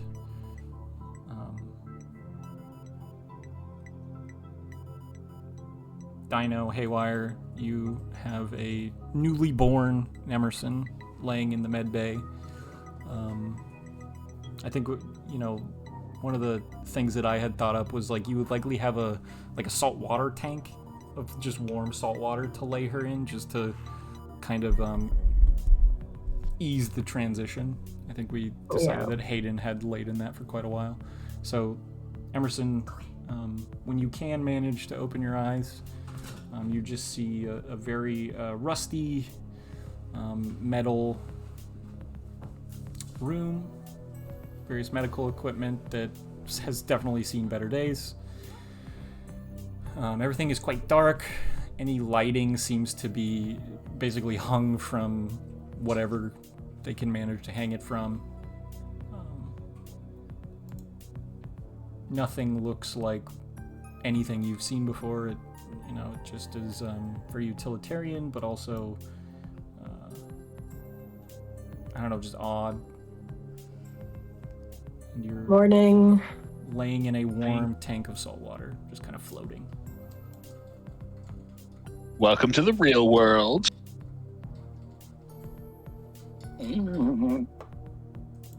Yeah. Precisely. A moment later, Maggie sets the ship down. She comes and joins you. Says, scans haven't picked up anything, so I think we're good.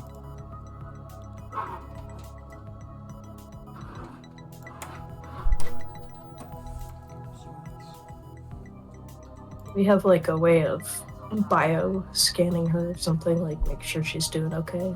Yeah, absolutely. You So basically, you're one of you muted. can roll a... absolutely. One of you can roll a medicine check. I believe Maggie might have the best. She has a D10 on it. What do I? Oh, I have a D0, so yeah. Haywire, did you have anything? No, absolutely not. I think I had time to pick up medicine. So yeah, Maggie starts clacking away on some devices, runs some scanners over the saltwater tank. You see a vital screen pop up, and she says, heartbeat seems good. O2 levels are a little low, but that's to be expected. No problems yet, she says. Great. How are you feeling? I'm leaving such a bad review for that hotel. Well, it's a motel, so they're used to it.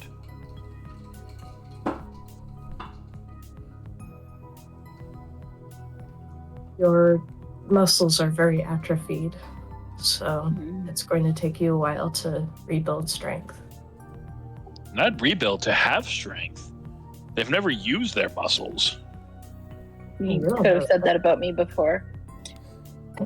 And Emerson, I think your experience before getting into the saltwater tank is it is deathly cold in here, and you notice the Dino and Haywire are definitely kind of layered up, but Hayden is to the extreme. She's wearing like 2 beanies, 3 sweaters, like 2 pairs of pants, and she's just like, yeah, it takes some getting used to.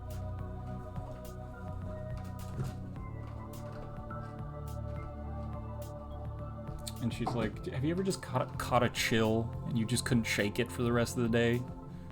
Mm-hmm. Every once in a while, they let me have a hot shower, and that's kind of the only time it goes away.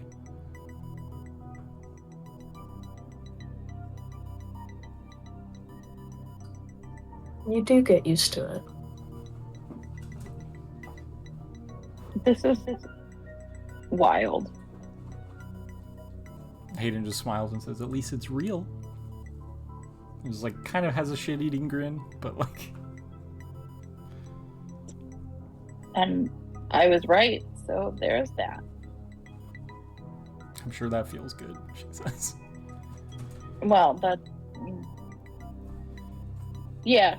I I'm think not gonna pretend it doesn't. then you kind of see Maggie. She's like waiting in the wings, like clearly jonesing to start asking you questions, but she's like holding it in. I think Dino, you probably even give her a look like, don't hit her with a bunch of questions. I know this is your field, but like, give her time. Like Dino's frantically waving his hands like, no, no, no, no, no, no, no, no. I think she kind of like, she stays in the wings, but every once in a while she'll, start to come in and you have to shoo her back to the wall. So, You should have. Sorry, go for it. oh, I was just gonna say, so what's next?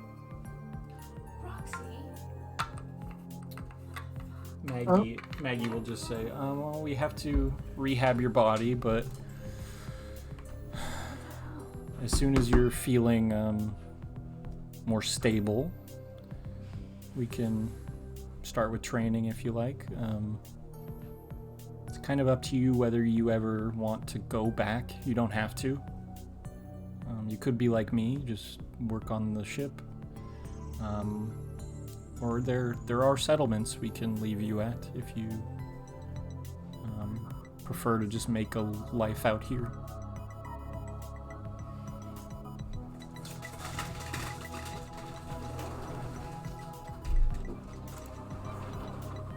I just want to help.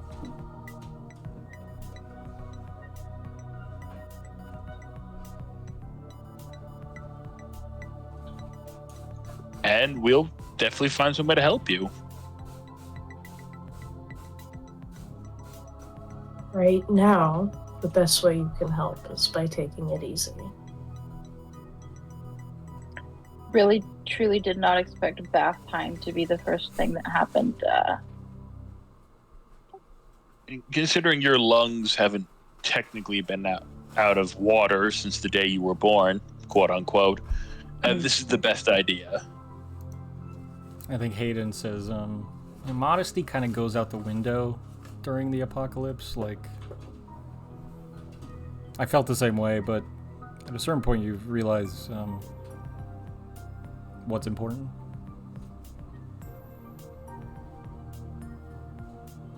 I can live with that. I'm still going to complain about the paperwork. I think Maggie's eyes light up, and again, Dino, you have to glare at her to get her to back down. No, go, go, go! She kind of like giggles and jogs out of the room to go do something. She probably goes to prepare some food. We can get you started with some electrotherapy. It's gonna help get your muscles back. Well, back. And then once that's done, we'll start the training.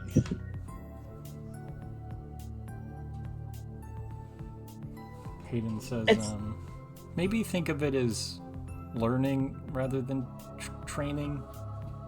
And she kind of gives you a look like, maybe we don't beat the shit out of this one. Like, Learning I can handle. Hayden, if you think what our training with you was hard, you should have seen what I went through. Hayden says, yeah, what was that like? You haven't ever really told me. Let me put it this way. I wasn't fighting gangster ducks. She just kind of nods.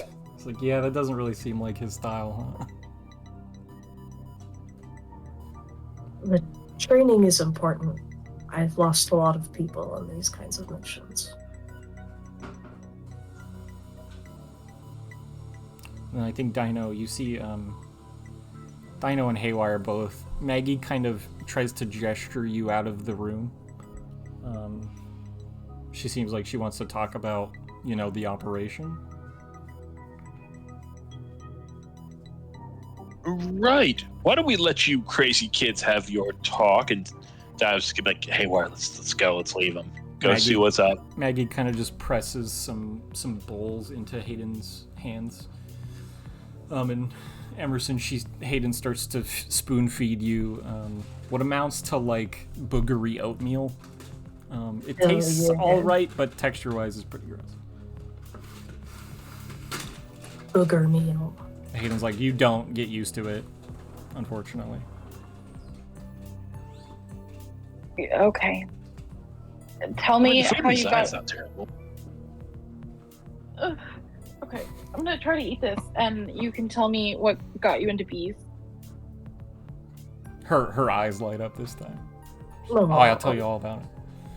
And then out in the hallway, Maggie says, what the hell happened in there? To Dynamo Haywire, to be specific. Like to start by apologizing. It's my fault. Maggie's like, she's like, yeah, I know you do. Okay, let's go to the, the important bit. She's like used to that. She's like, we can skip. Hit skip cutscene. Give me the next details. We were talking, and Agent Gray was suddenly attacked by this group of militia. Attacked with what? Well, it looked like some kind of syringe. Did you get your hands on it? No. For obvious reasons. And then she says, I intercepted that text he sent you, Dino. What do you think that means? Interference? No idea, but whatever it was enough to keep him out, and the people we were fighting could hold their own against Gray. And she says, well, do you think we could, like, scan for it and pick it up or something? Like, and she's like, I didn't know, like, coming in here, I didn't... I guess, no, you guys haven't flown over that area specifically. She's like, at least, on my screen, I couldn't see anything. Like, nothing out of the ordinary, I don't know.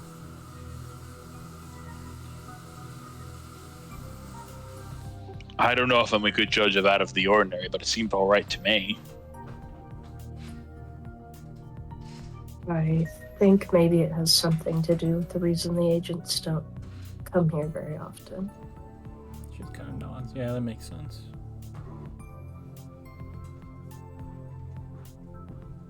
She says, do you think it's something that we have enough time to put off? And kind of gestures back towards the med bay, like, is this something that we need to jump on before training Emerson, or is this something, like, can we afford to take some time here, or? Well, one was the first time we started getting reportings about this place. And she kind of squints and she says, I think that article that Virgil saw was maybe 3-4 months ago.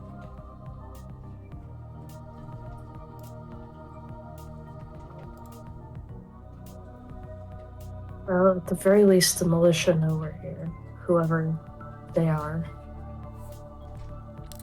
She kind of thinks, did you get their license plate by any chance? Not that that would really mean anything, she says. Probably fake. I didn't think about it while some guy was trying to put my head through the door. She just kind of waves like that idea off. Like, no, they're just gonna be fake. It's not important.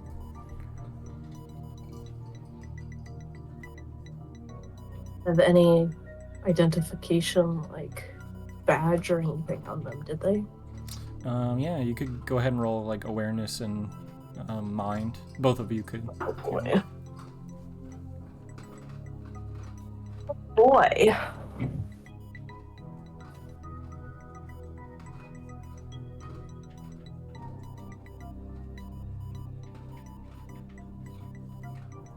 The D12, yeah. got a 10. 10. Hey, you did better than me. I got a 7. Nice. So, I mean, Dino, to you, they were all kind of pretty nondescript. I think, Haywire, you're really kind of racking your memory. They were almost eerily similar to each other. Like, they didn't look like identical twins by any means, but, like, they were all pretty much the same build, same color hair, same color skin. And, like, in your memory, they all kind of just had nondescript faces, but, like, in a similar way. Like, they could have been brothers, they could have been cousins, something like that. And were their fighting styles, like the way they walked, that kind of stuff, were those pretty similar Yeah, too? they were kind of cookie cutter. Yeah, for sure. And, like, it's a little hard to tell because, like, they were clearly well trained, so they all have the same tactics. But then when it came down to, like, the chaotic, like, tackle pile, I don't know, you just get this odd sensation, like, it was just kind of uniform and like consistent, but in a off-putting way. It's kind of strange. Might not have been human.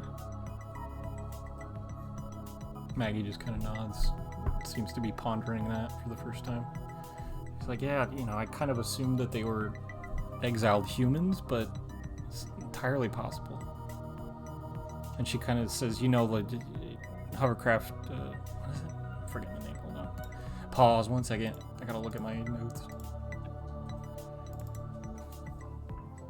So she says, like, hovercraft Nabonidus, and this is a crew that basically went rogue and has been off the grid for, several years now at this point.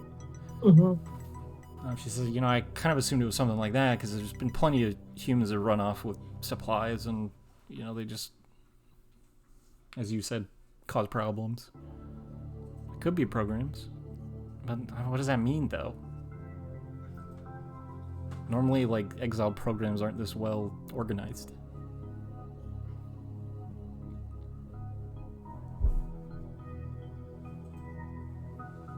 I wonder if there are any reports of similar activities by groups like this. She kind of ponders then, says it's definitely something that I could look into.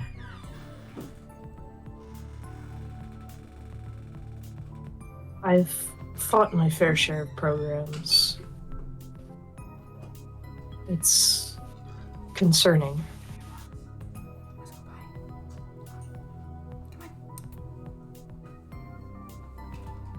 She just kind of is staring at the ground, thinking hard.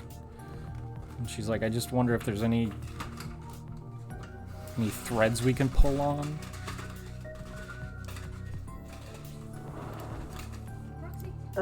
Have you tried contacting Agent Gray again? I could, but I should probably wait till we're back in the Matrix. You could always... Also, what could keep him suppressed? I feel like even a rogue crew wouldn't be that strong. She says it just comes back to that interference thing. We need to figure out some sort... I don't even know what to scan, she says. Like...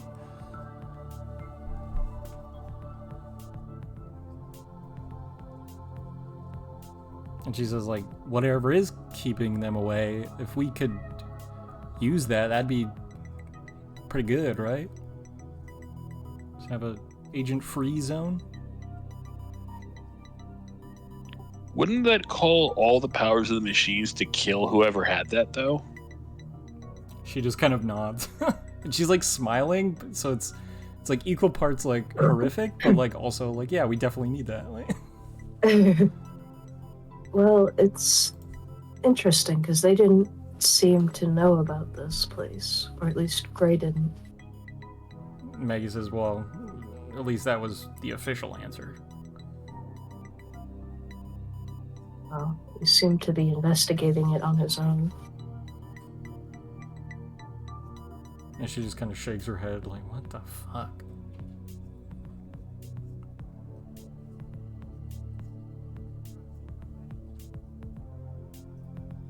I definitely need to go back. Oh, definitely. Unfortunately, it sounds like our new convert has no field experience.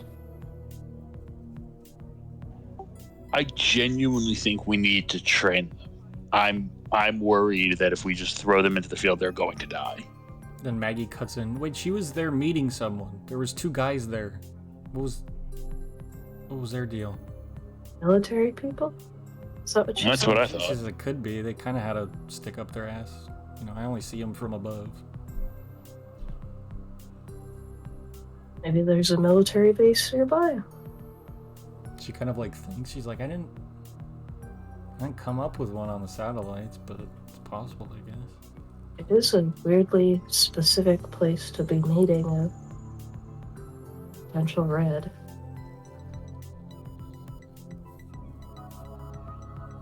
Didn't seem particularly aware. Yeah, and Maggie says, yeah, they didn't seem to notice.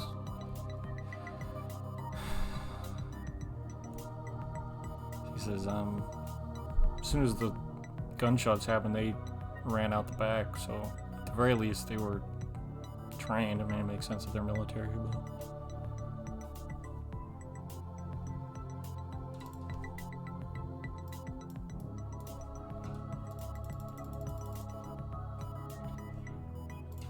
Well, I suppose we can ask her questions later, when she's rested a little bit.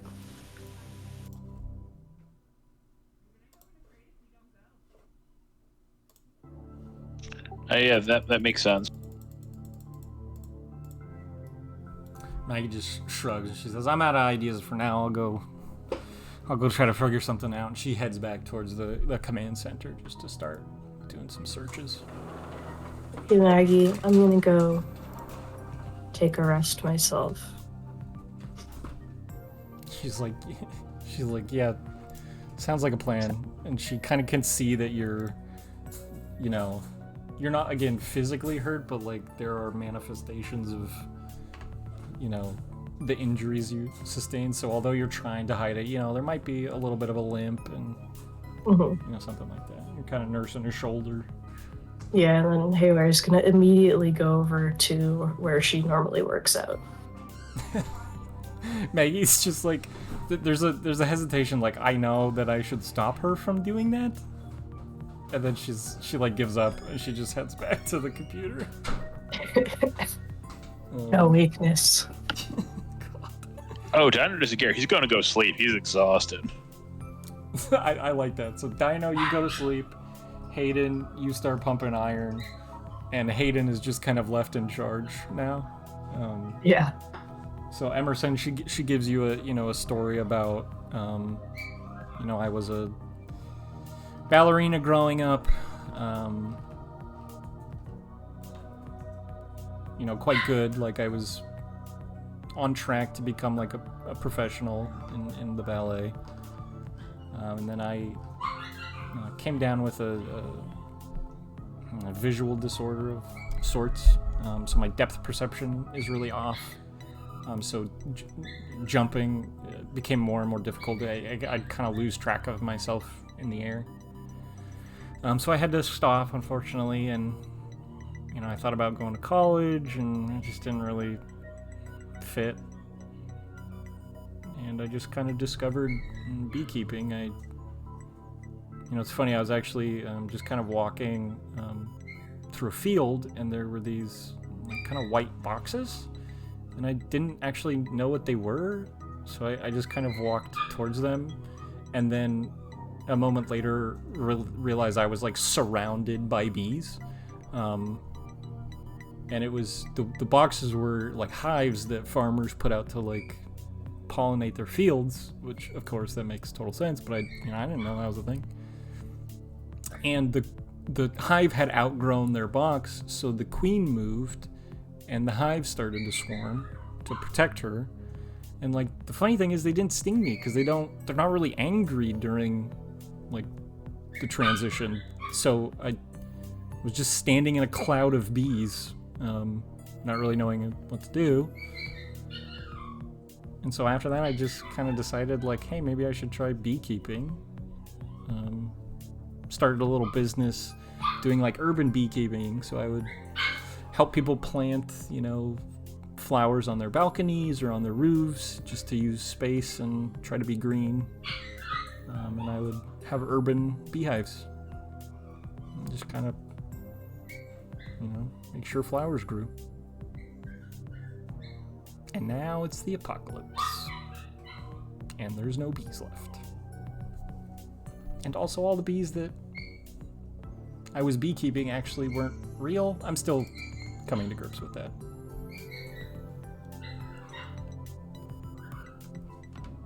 And I think, like, throughout that, she's, like, feeding you oatmeal so that you can't talk. So she's, like, finally realizes that she's just been feeding you too quickly. And it's like, oh, and she kind of, like, wipes it off your face. And, like, so what's your deal, she says. Well, first off, real or not, that sounds like a really cool initiative. And I'm really sorry it's not real.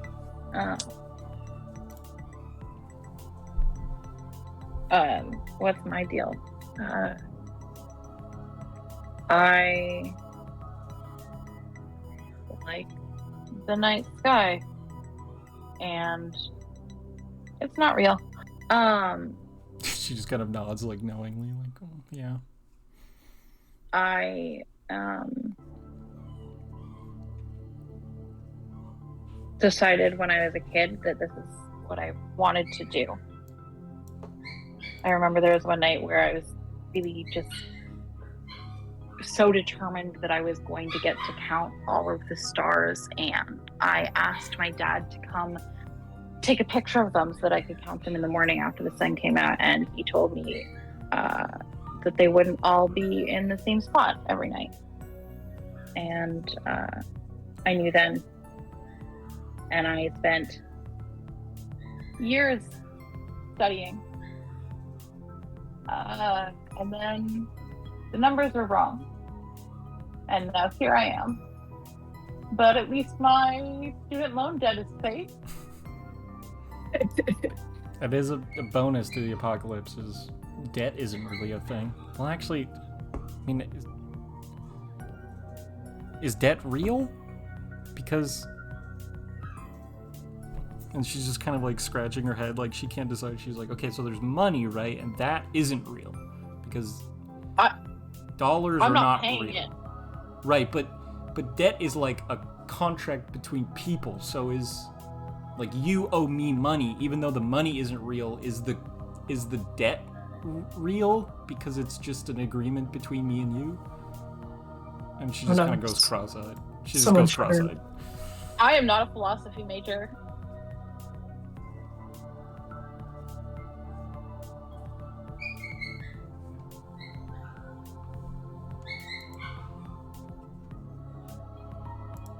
And she just kind of, takes a moment to process, gives up on that, and says, I think Maggie is, like, some sort of, like, scientist. Like, she talked about launching rockets into space once. I don't know exactly what her deal is, but you should definitely ask her about that.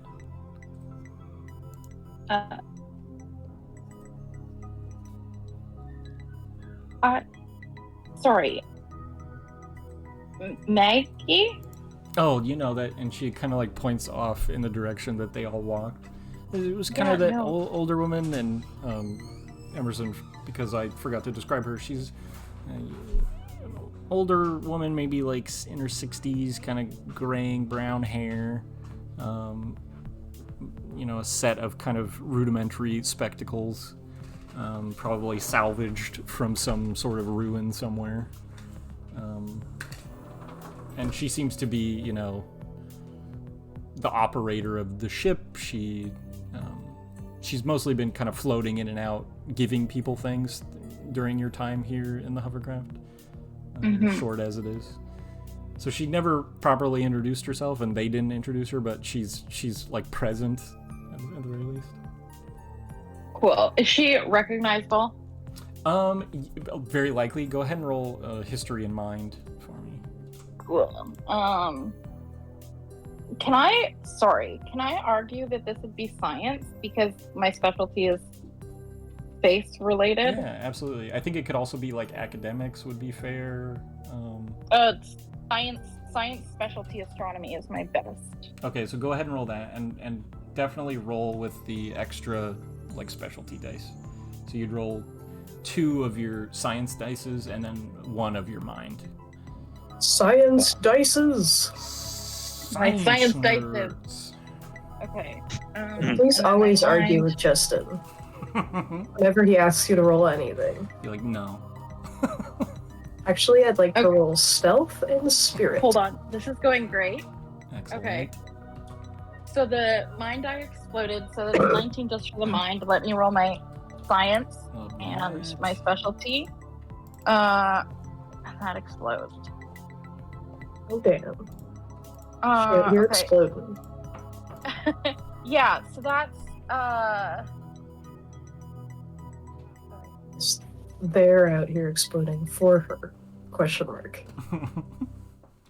sorry, so that was 19 on the mind, and then the science was a 12 plus a 4 is a 16, and then the other one was a 2.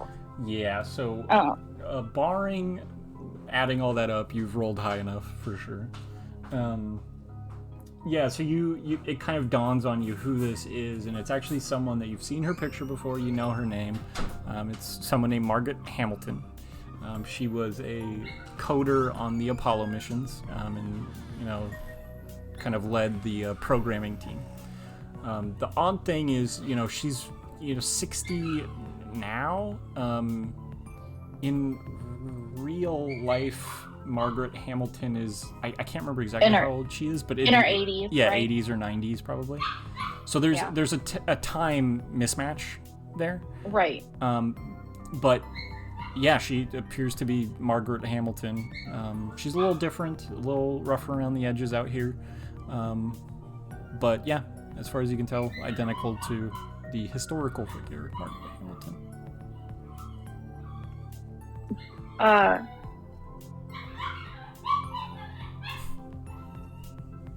What? Sorry.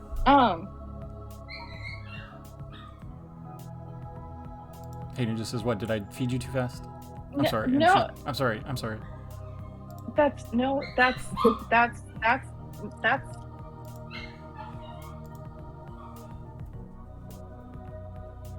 this is insane. When can I meet her? Oh, and she just like yells, "Mags!" And it kind of echoes through the hovercraft, and then a few moments later, she comes, striding in. Yeah. Kind of fixes her glasses. I think Emerson's just like a little starstruck. She just kind of walks up to the side of the tank. So I don't think I introduced myself. You can call me Mags, Maggie, Margaret, whatever you like. I know who you are. Oh, and she just like looks around like that is a surprise to her. Like how? I study astronomy. Her eyes kind of light up. I don't have my files. Oh yeah, I have those. They're over, and she just kind of gestures out the door, back the way she came. I have your files. We downloaded them. And Sorry, Margaret Hamilton has my files. she's like starts to kind of like scratch at her temples, and she's like, "I bet I could get a screen in here. Normally we don't have screens around the water tank, but I think I could do." And she like starts to head off to like wire up, some sort of rudimentary screen for you, but Hayden like stops her. She's, "I think it can wait, probably."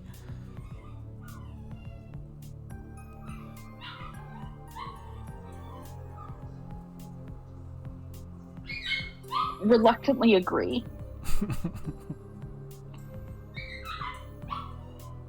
She's like, "You'll be back to burning your eyes on blue light in no time."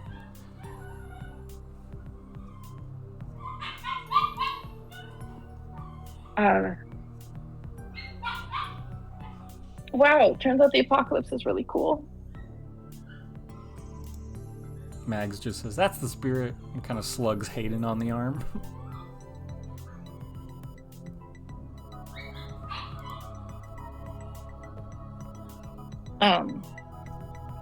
Yeah, I think this is the thing that like breaks Emerson's ability to be like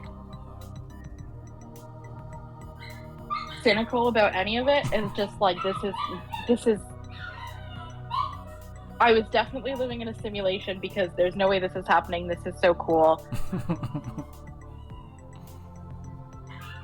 I'm not cool enough to be here.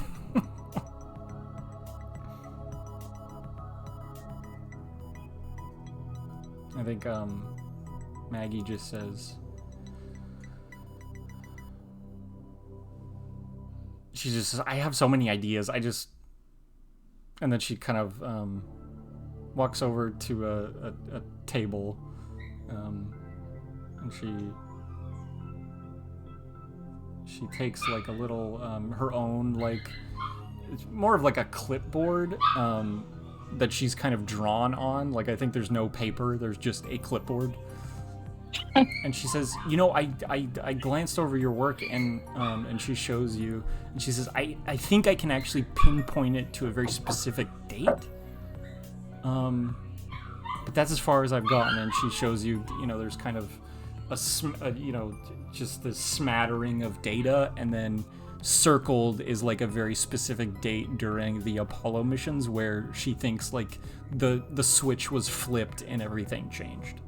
And she says, the thing that I've not been able to figure out, like the math all checks out, but it's the why. Like, why would you... And she says, well, before it was all, just like a projected image, but then afterwards it's simulated physics, right? Like, we can go and touch the moon. But, like, why? And she just kind of trails off on that. We're gonna have so many conversations when I can do more than eat gross oatmeal. She just says, I'll let you rest. And then she, like, heads off, to do whatever she's doing.